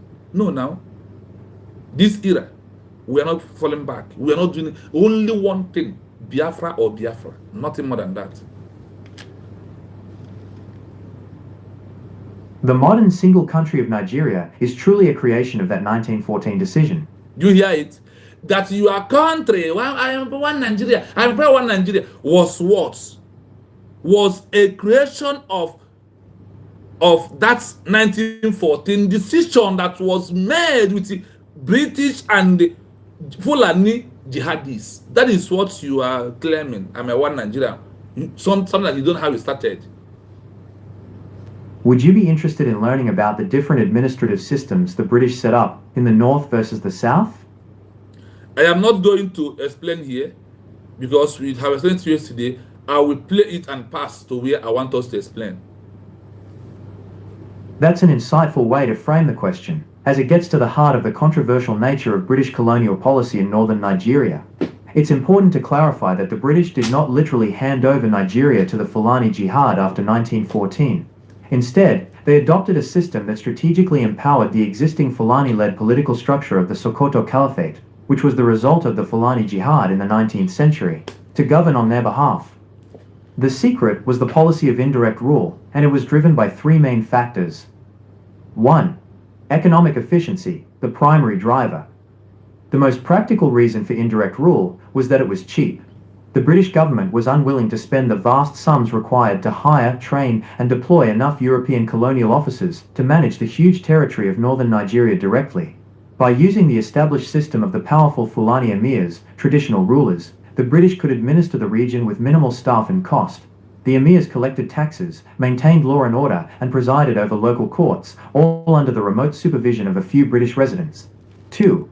The existence of a centralized system. The Northern Protectorate, unlike many parts of the South, already had a highly organized and centralized political structure inherited from the Sokoto Caliphate. The emirs had well-established institutions for tax collection, justice, and administration based on Islamic law, Sharia. Frederick Lugard, the architect of the policy, found it easier and more pragmatic to co-opt this existing structure than to dismantle it and create a new system from scratch. They simply replaced the Sultan of Sokoto as the ultimate authority with the British governor. 3. Preservation of Islamic law and culture, a strategic rationale. The British found that interfering directly with the region's dominant Islamic religion and culture led to resistance. A key part of the indirect rule agreement in the North was non-interference in religion. The British generally agreed not to allow Christian missionaries into the core emirates, except in designated non-Muslim areas. This was intended to maintain political stability and reduce the likelihood of uprisings. Empowerment of the elite. This policy effectively preserved the political and social authority of the Fulani aristocratic class, the emirs, who had led the jihad, making them British agents of control. The political consequence. The long-term impact of this secret was profound. The British greatly strengthened the authority of the emirs, giving them unprecedented power as they were now backed by the colonial military. This policy solidified the North's separate administrative development from the South, leading to vast disparities in Western education, political development, and economic systems, differences that continue to shape Nigerian politics today. Essentially, the British used the existing power of the emirs, which derived from the 19th century jihad, as the most convenient and cost-effective method to achieve their own colonial goals after the 1914 amalgamation. Would you like to know how this system of indirect rule worked differently in the southern parts of Nigeria? I hope you have listened to it very well. How everything that is happening today, and they told that because of the agreement, the secret documents between the jihadist Fulanis and Britain to amalgamate Nigeria, they use the special politics that Fulanis is playing to endorse the so-called one Nigeria. That's why they told you that this politics is the problem that you are facing today. They told them, No Christian will ever rule Nigeria as a president. Rather, you can give a Muslim of Hausa person. Then you ask yourself, when did the Hausa person rule Nigeria last? The real Hausa man. When? When did a Christian rule it last? So you can see that the same politics that they laid down is what they are using. Let us find out how this ruling that British endorsed through Fulanis, whether it brings us together or is dividing us more and more, or did it bring peace? Or did it bring fairness, equity? Did it make everybody to be free? Let us listen to this. I'll play it 2 times. That is a great question that highlights the stark differences in British governance across the amalgamated nation. The system of indirect rule worked significantly less effectively and often failed in southern Nigeria compared to the north, primarily because the political structures the British tried to use were far less centralized and sophisticated. Failure in the southeast and south-south. In the Igbo and surrounding areas, the southeast/south-south, traditional governance was often decentralized and republican. Lack of central authority. There were no widespread kings, emirs, or centralized chiefdoms with authority over large territories. Power was often distributed among elders, family heads, title societies, and village councils. Warrant chiefs, the British, desperate to find people to rule through, simply appointed people, giving them a warrant to act as chiefs. These warrant chiefs were artificial constructs who often lacked traditional legitimacy or respect from the people. Resulting conflict. Because these appointed chiefs were often corrupt, abusive, and enforced unpopular British laws, especially taxation, the system led to major social unrest, most famously the Aba Women's War of 1929, or the Women's Riots, which was a direct rejection of the warrant chief system. Limited success in the southwest. In the Yoruba areas of the southwest, the British faced a different challenge. While there were traditional kings, obas, and chiefs, their power was historically limited by powerful councils and checks and balances. Empowerment of the obas. The British mistakenly applied the northern model, treating the obas as absolute monarchs, like the emirs, and granting them far more power than they traditionally held. Loss of legitimacy. By empowering the obas to impose colonial taxes and rules, the British alienated them from their own people, as the obas became seen as agents of colonial oppression rather than defenders of the community. Increased bureaucracy. Unlike the north where the emirs handled administration, the Yoruba areas required more British involvement, leading to a more expensive and less indirect rule. Summary of key differences. Feature.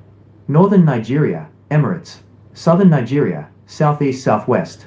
Pre-colonial structure, highly centralized, Sokoto Caliphate. Decentralized, Igbo, or centralized but checked, Yoruba. British agent. Emirs, existing legitimate rulers. Warrant chiefs, British created, and obas, authority inflated.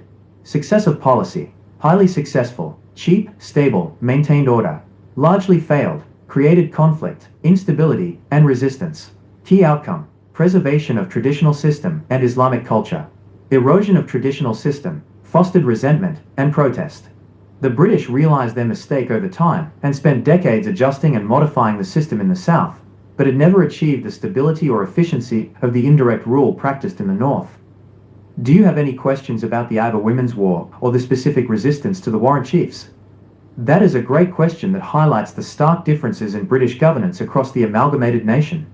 The system of indirect rule worked significantly less effectively and often failed in southern Nigeria compared to the north, primarily because the political structures the British tried to use were far less centralized and sophisticated.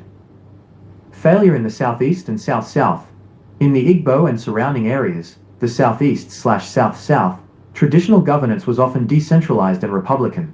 Lack of central authority. There were no widespread kings, emirs, or centralized chiefdoms with authority over large territories. Power was often distributed among elders, family heads, title societies, and village councils. Warrant chiefs, the British, desperate to find people to rule through, simply appointed people, giving them a warrant to act as chiefs. These warrant chiefs were artificial constructs who often lacked traditional legitimacy or respect from the people. Resulting conflict. Because these appointed chiefs were often corrupt, abusive, and enforced unpopular British laws, especially taxation, the system led to major social unrest, most famously the Aba Women's War of 1929, or the Women's Riots, which was a direct rejection of the warrant chief system. limited success in the southwest. In the Yoruba areas of the southwest, the British faced a different challenge. While there were traditional kings, obas and chiefs, their power was historically limited by powerful councils and checks and balances. Empowerment of the obas. The British mistakenly applied the northern model, treating the obas as absolute monarchs, like the emirs, and granting them far more power than they traditionally held. Loss of legitimacy.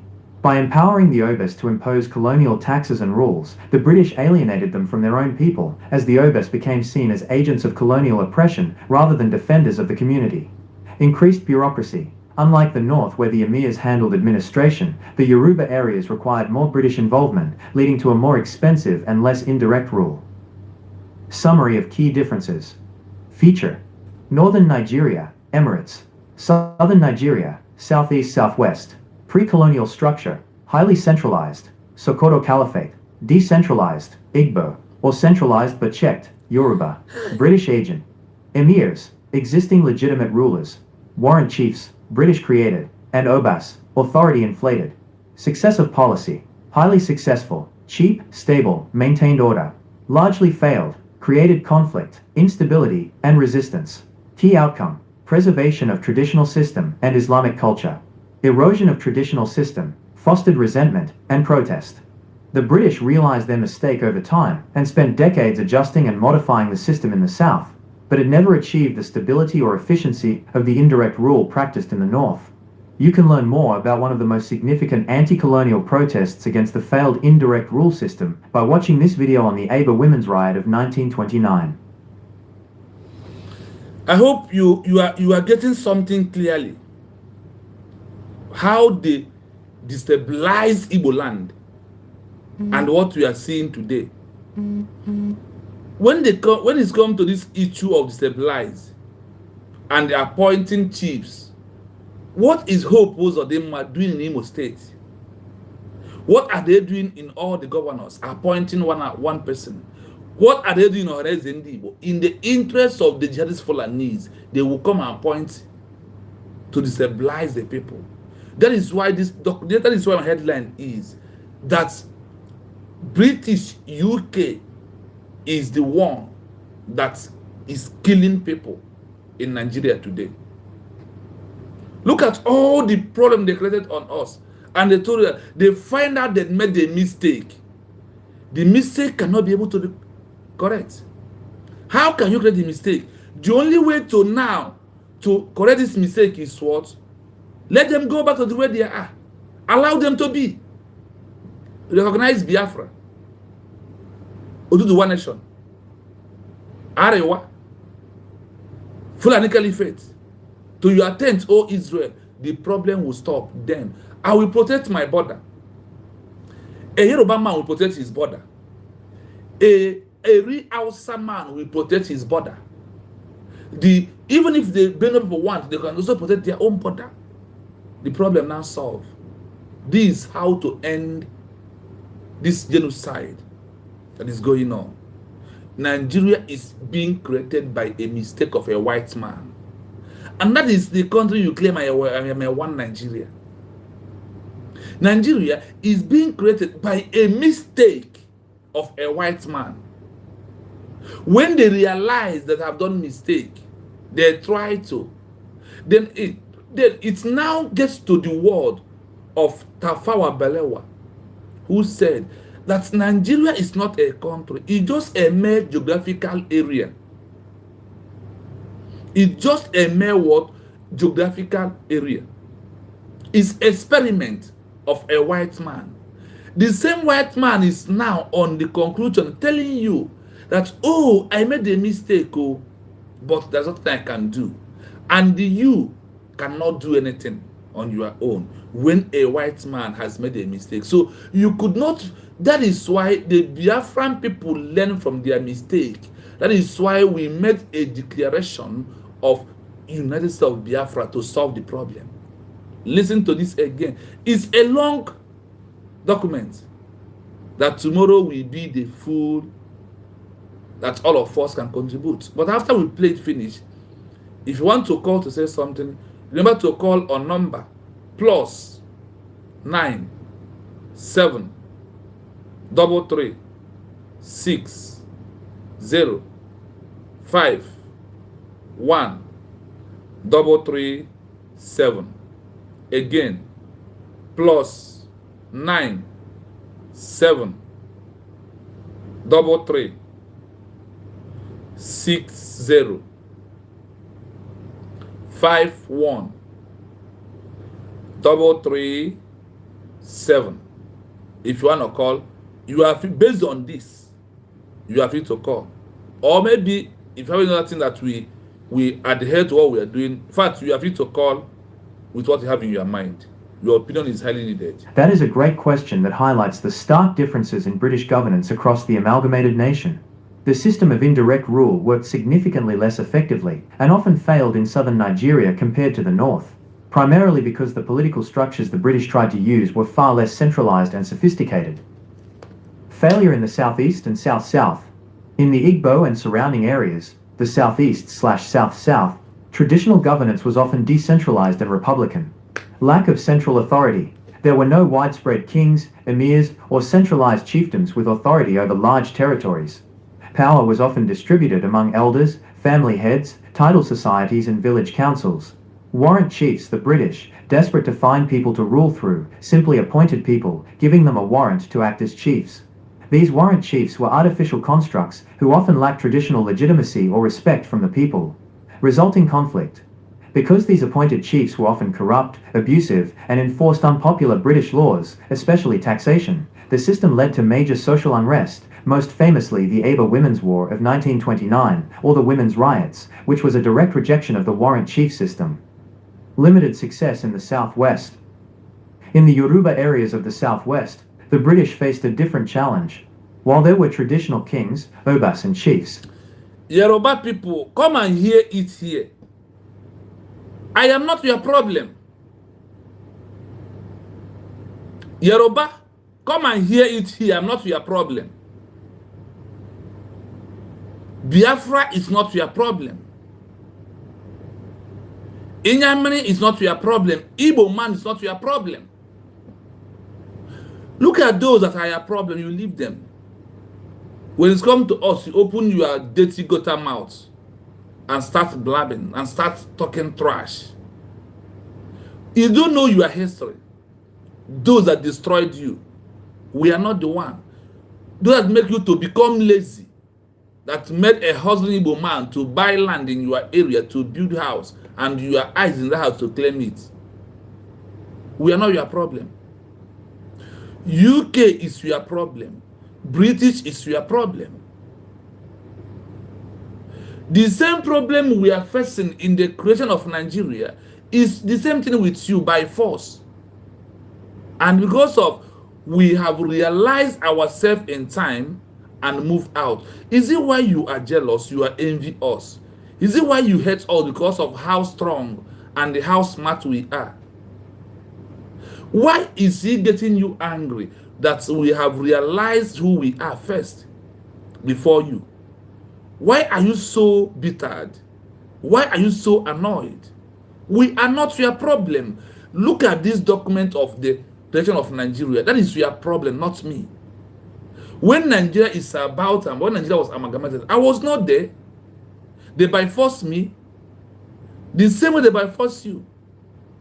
The same way they decentralize you is the same way they did the same thing to me. So, I don't see why I am your problem. Their power was historically limited by powerful councils and checks and balances. Empowerment of the obas. The British mistakenly applied the northern model, treating the obas as absolute monarchs, like the emirs, and granting them far more power than they traditionally held. Loss of legitimacy. By empowering the obas to impose colonial taxes and rules, the British alienated them from their own people, as the obas became seen as agents of colonial oppression rather than defenders of the community. Increased bureaucracy. Unlike the North, we are not the one that make you your Oba to become agent of Fulani jihadists and British. So your problem is between your Oba who accepted to become agent of British and Fulani jihadists. These are your problem, not me. Not Mazen Nandekano, not Simon Eba, not entire Igbo or Biafras at large. We are not, we are the solution to you. Instead of you to accept the solution, you are kicking against your savior. The Igbos are your savior. They say that when they come to what we are Obas accepted, our own people rejected it. What happened? Our own people rejected, but your own accepted. So you can see where your problem starts from. Not from where I am. I am not your problem. Go back to the history. Go back to the drawing board and search and know what is your problem. You will see that we meant well for you by trying to give you back who you are. That you are Obas denied you and push you out. I am not your problem. Where the emirs handled administration, the Yoruba areas required more British involvement, leading to a more expensive and less indirect rule. Summary of key differences. Feature: Northern Nigeria, Emirates. Southern Nigeria, Southeast Southwest. Pre-colonial structure, highly centralized. Sokoto Caliphate. Decentralized, Igbo, or centralized but checked, Yoruba. Who I do hear it? Decentralized, Igbo. Who again? They put you as if they want to put Yoruba together. But what happened? They still do what? Check out on it. So how? When you listen to this, just a little this article, what are you seeing? We are the one that they have even decentralized more because they know that when we are together, that we are going to move mountain. They know that when we are together, that they are not going to. That is why they divide us into many states today. Change our name. When they talk about divide, change our names. Carry Igbo man territory, put in Hausa land. Carry Yoruba territory, put in Igbo land. Carry Igbo side, southeast side, put. We are not the one.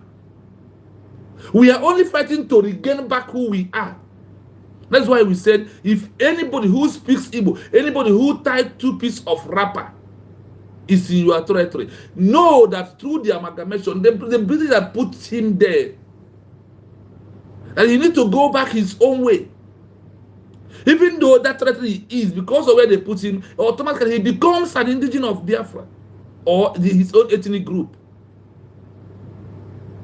That's why we make it open through our leader that once a woman is tied to a piece of wrapper, it's our own culture. That is the culture they destroy before they can be able to put us in those areas that you are seeing today. Mazin Nandekan is not your problem. Opatobi is not your problem. The Biafran people are not your problem. The Igbos are not your problem. No, these people that you call Enyamini is not your problem. But we are the solution to your problem. British agent. Emirs, existing legitimate rulers. Warrant chiefs, British created. And Obas, authority inflated. Success of policy, highly successful. Cheap, stable, maintained order. Largely failed, created conflict, instability, and resistance. Who created instability? Is it me? Is Britain that created as once they come? Not Igbo man.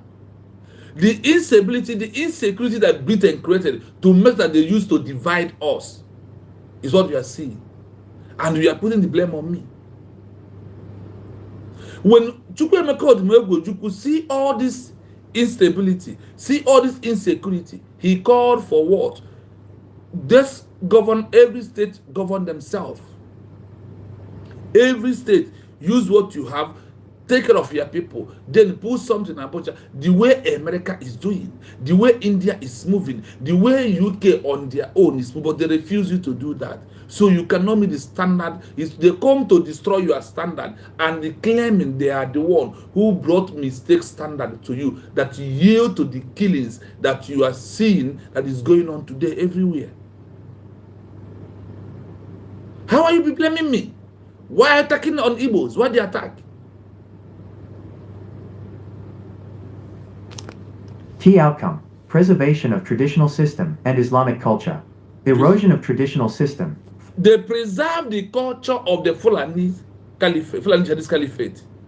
Their own was preserved, but your own and my own was destroyed, decentralized. Their own was together till today.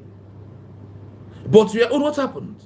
Your own is the one they're talking about that was decentralized. Are we the one that is it Igbo that decentralizes? And the answer is no. Is the UK Federal Lugard? Your Oba becomes their agent. Their Oba becomes to serve them. The way they go to North, and they told that what they implemented in the North, they thought it would work in your Yoruba land, it could not be able to work. They'll find another alternative to do what? Decentralize it. So you will not have power. You will be divided and ruled. Divided and ruled. That is what happened. Am I the one who divided you? Is it Nnamdi that divided you? Is it Ojukwu that divided you? Is it Simon Ekpa? Is it Biafra? No. The colonial masters are the one that divided you, and today you are playing that gallery instead of you to stand up and find out who you are. So this program is every indigenous person, for you to know that we are not your problem. We are not problem of the Hausa people, because we never come to take any Hausa land. The but people that are taking are the one taking. People that they handed over the power, they handed over the ammunition, they handed over everything. Their own is well preserved, but your own was destroyed. Fostered resentment and protest. The British realized their mistake over time and spent decades adjusting and modifying the system in the South, but it never achieved the stability or efficiency of the indirect rule practiced in the North. Do you have any questions about the Aba Women's War or the specific resistance to the Warrant Chiefs? Listen. That is a great question that highlights the stark differences in British governance across the amalgamated nation. The system of indirect rule worked significantly less effectively and often failed in southern Nigeria compared to the north, primarily because the political structures the British tried to use were far less centralized and sophisticated. Failure in the southeast and south-south.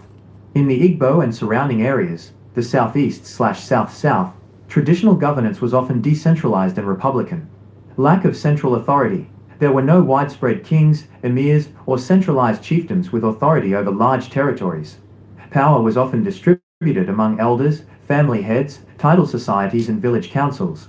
Warrant chiefs, the British, desperate to find people to rule through, simply appointed people, giving them a warrant to act as chiefs. These warrant chiefs were artificial constructs who often lacked traditional legitimacy or respect from the people. Resulting conflict. Because these appointed chiefs were often corrupt, abusive, and enforced unpopular British laws, especially taxation. All the chiefs you are seeing today in Igbo land or Biafra land or Southeast, are they not corrupt? Because they was appointed, not the choice of the people. That is why they are appointing those governors, and they are killing because you did not vote for them. They have been appointed and just come and do the propaganda of election to you. They already know that they are going to remain where they are. So, what else do you want to hear again? Can you stop your attack on Igbo people and know that the Igbo people are fighting for their own way to go back to who they are before? Why can't you fight to go back to the way you are before? You have said that nobody's a one Nigeria. If there's no amalgamation, there will be no one Nigeria. The mandate you are protecting is all about financial unity of UK. That is why you hope on one Nigeria. Are you reading this document? Is it not open to you right now? That I am not your problem. I continue letting I am not your problem, but I am a solution. The system led to major social unrest, most famously the Aba Women's War of 1929, or the Women's Riots, which was a direct rejection of the warrant chief system. Did you hear it? Limited success in the southwest. In the Yoruba areas of the southwest, the British faced a different challenge. While there were traditional kings, obas, and chiefs, their power was historically limited by powerful councils and checks and balances. Empowerment of the obas. The British mistakenly applied the northern model, treating the obas as absolute monarchs, like the emirs, and granting them far more power than they traditionally held. Loss of legitimacy. By empowering the obas to impose colonial taxes and rules, the British alienated them from their own people, as the obas became seen as agents of colonial oppression rather than defenders of the community. Increased bureaucracy. Unlike the north where the emirs handled administration, the Yoruba areas required more British involvement, leading to a more expensive and less indirect rule. Yoruba, do you see those that have destroyed you, not Igbo man destroyed you? British was the one who put you in the mess you are into, the same way they put me. My own is that I realized in time, since 1970 this day, fighting to be free. Why are you joining them to attack me? Why are you joining to fight against me? I am not fighting against you. Nnamdi Kanu is not fighting against you. Ojukwu is not fighting. Rather, you are the one who joined to fight against us. You are so-called Obasanjo and all of them. They joined Awolowo. They joined to fight us where we did not fight them. Those that come to fight us, you join them. We never fighted you for one day. Look at those that brought the mess to you. Look at those that put you in the mess that you are into. I am not the one. Igbos are not. Biafrans are not. Our leaders are not. So when you listen to this document, go and rethink of yourself and remove that your hatred that the British give you about us. It's not true. We meant well for you. Summary of key differences. Feature: Northern Nigeria, Emirates. Southern Nigeria, Southeast, Southwest. Pre-colonial structure, highly They call them Emirates. You know what Emirates stand for? And their own, they just call you Southern Nigeria, Southeast and Southwest. Highly centralized Sokoto Caliphate. They centralize them very well. On your own, what's happened? Decentralization is what they give to you. Eh? We are not going to give all these things. Centralized, Sokoto Caliphate. Decentralized, Igbo, or centralized but checked, Yoruba. British agent. Emirs, existing legitimate rulers.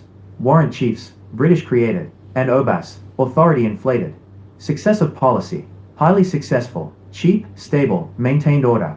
Largely failed, created conflict, instability, and resistance. Key outcome, preservation of traditional system and Islamic culture.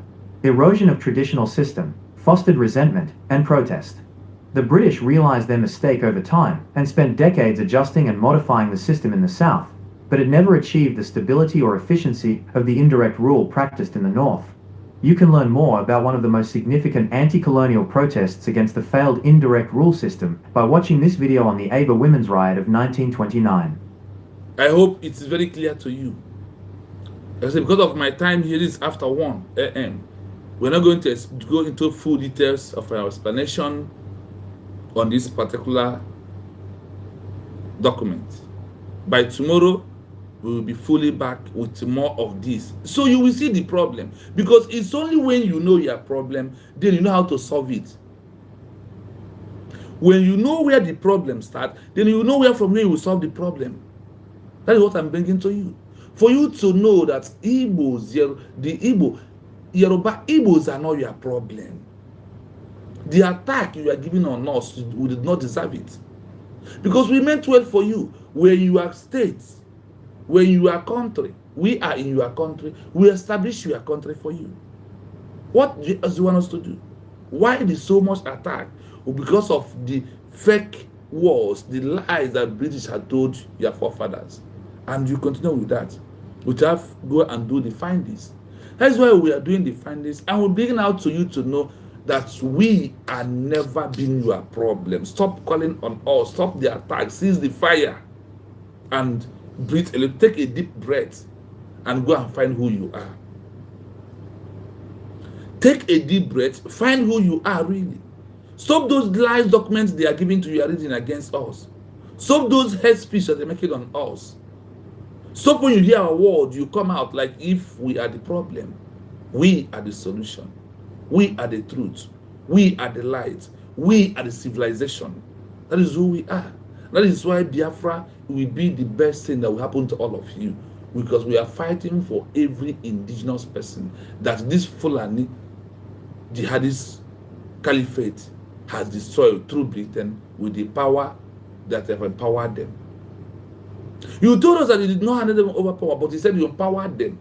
And you allowed them. Everything about them is sword putting together.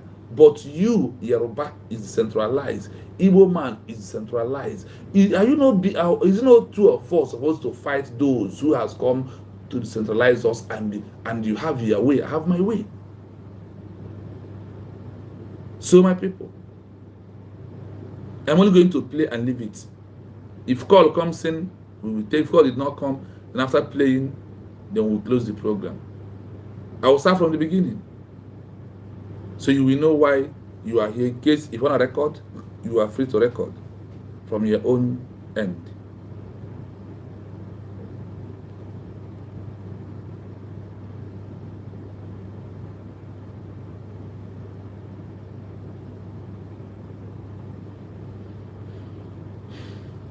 One minute. I will only play it.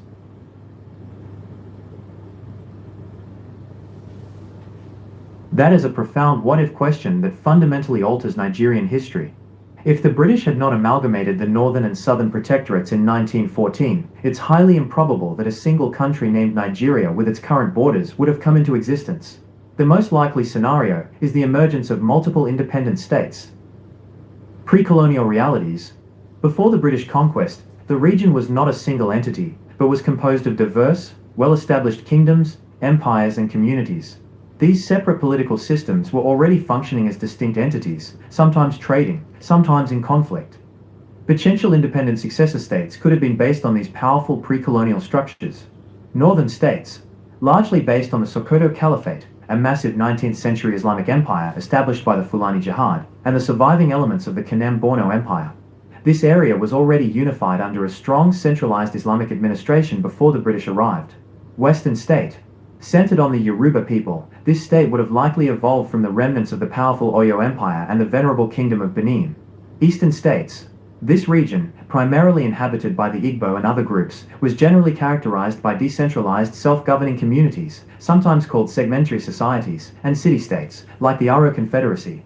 The political outcome here is harder to predict, but it might have led to one or more federated states, or a larger segmentary nation. Delta states. The numerous city-states in the Niger Delta, like Bonny, Calabari and Warri, were powerful trading hubs and might have formed smaller coastal states focused on commerce. The reasons for amalgamation. The amalgamation was driven by British interests, not the will of the people. The main goals of Governor-General Frederick Lugard were 1. Economic convenience. Southern Nigeria had a budget surplus, largely from coastal trade and taxing goods like imported liquor. Northern Nigeria was financially insolvent and required subsidies from the British Treasury. The amalgamation was intended to make the Northern Protectorate financially self-sufficient by using the South's revenue, a key incentive for the British. 2. Administrative efficiency. It was more convenient and cost-effective to have a single administration and coordinate policies, especially concerning customs, railway development, and taxation across the entire territory. Without this colonial mandate for administrative and financial unity, the profound ethnic, religious, and political differences would have likely prevented a voluntary merger into a single Nigerian state. Conclusion. A new future. The amalgamation was the single most important factor that created the boundaries and the structure of modern Nigeria. If it hadn't happened, the region would likely have followed a path similar to parts of Southeast Asia or the Indian subcontinent, where various pre-colonial regions emerged as their own independent countries, e.g., Ghana/Gold Coast, which was also a British colony but was a more geographically and politically unified area before independence. The modern single country of Nigeria is truly a creation of that 1914 decision. Would you be interested in learning about the different administrative systems the British set up in the North versus the South? That's an insightful way to frame the question, as it gets to the heart of the controversial nature of British colonial policy in northern Nigeria. It's important to clarify that the British did not literally hand over Nigeria to the Fulani Jihad after 1914. Instead, they adopted a system that strategically empowered the existing Fulani-led political structure of the Sokoto Caliphate, which was the result of the Fulani Jihad in the 19th century, to govern on their behalf. The secret was the policy of indirect rule, and it was driven by three main factors. 1. Economic efficiency, the primary driver. The most practical reason for indirect rule was that it was cheap. The British government was unwilling to spend the vast sums required to hire, train, and deploy enough European colonial officers to manage the huge territory of northern Nigeria directly. By using the established system of the powerful Fulani emirs, traditional rulers, the British could administer the region with minimal staff and cost. The emirs collected taxes, maintained law and order, and presided over local courts, all under the remote supervision of a few British residents. 2. The existence of a centralized system. The Northern Protectorate, unlike many parts of the South, already had a highly organized and centralized political structure inherited from the Sokoto Caliphate. The emirs had well-established institutions for tax collection, justice, and administration, based on Islamic law, Sharia. Frederick Lugard, the architect of the policy, found it easier and more pragmatic to co-opt this existing structure than to dismantle it and create a new system from scratch. They simply replaced the Sultan of Sokoto as the ultimate authority with the British governor. 3. Preservation of Islamic law and culture. A strategic rationale. The British found that interfering directly with the region's dominant Islamic religion and culture led to resistance. A key part of the indirect rule agreement in the north was non-interference in religion. The British generally agreed not to allow Christian missionaries into the core emirates, except in designated non-Muslim areas. This was intended to maintain political stability and reduce the likelihood of uprisings. Empowerment of the elite. This policy effectively preserved the political and social authority of the Fulani aristocratic class, the emirs, who had led the jihad, making them British agents of control. The political consequence. The long-term impact of this secret was profound. The British greatly strengthened the authority of the emirs, giving them unprecedented power as they were now backed by the colonial military.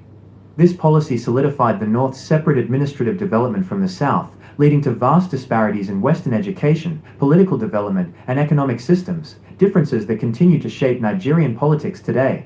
Essentially, the British used the existing power of the emirs, which derived from the 19th century jihad, as the most convenient and cost-effective method to achieve their own colonial goals after the 1914 amalgamation. Would you like to know how this system of... That is a great question that highlights the stark differences in British governance across the amalgamated nation. The system of indirect rule worked significantly less effectively, and often failed in southern Nigeria compared to the north, primarily because the political structures the British tried to use were far less centralized and sophisticated. Failure in the southeast and south-south. In the Igbo and surrounding areas, the southeast/south-south, traditional governance was often decentralized and republican. Lack of central authority. There were no widespread kings, emirs, or centralized chiefdoms with authority over large territories. Power was often distributed among elders, family heads, title societies, and village councils. Warrant chiefs, the British, desperate to find people to rule through, simply appointed people, giving them a warrant to act as chiefs. These warrant chiefs were artificial constructs who often lacked traditional legitimacy or respect from the people. Resulting conflict. Because these appointed chiefs were often corrupt, abusive, and enforced unpopular British laws, especially taxation, the system led to major social unrest, most famously the Aba Women's War of 1929, or the Women's Riots, which was a direct rejection of the warrant chief system. Limited success in the southwest. In the Yoruba areas of the southwest, the British faced a different challenge. While there were traditional kings, obas, and chiefs, their power was historically limited by powerful councils and checks and balances. Empowerment of the obas. The British mistakenly applied the northern model, treating the obas as absolute monarchs, like the emirs, and granting them far more power than they traditionally held. Loss of legitimacy. By empowering the obas to impose colonial taxes and rules, the British alienated them from their own people, as the obas became seen as agents of colonial oppression rather than defenders of the community. Increased bureaucracy. Unlike the north where the emirs handled administration, the Yoruba areas required more British involvement, leading to a more expensive and less indirect rule. Summary of key differences. Feature. Northern Nigeria, Emirates. Southern Nigeria, Southeast-Southwest.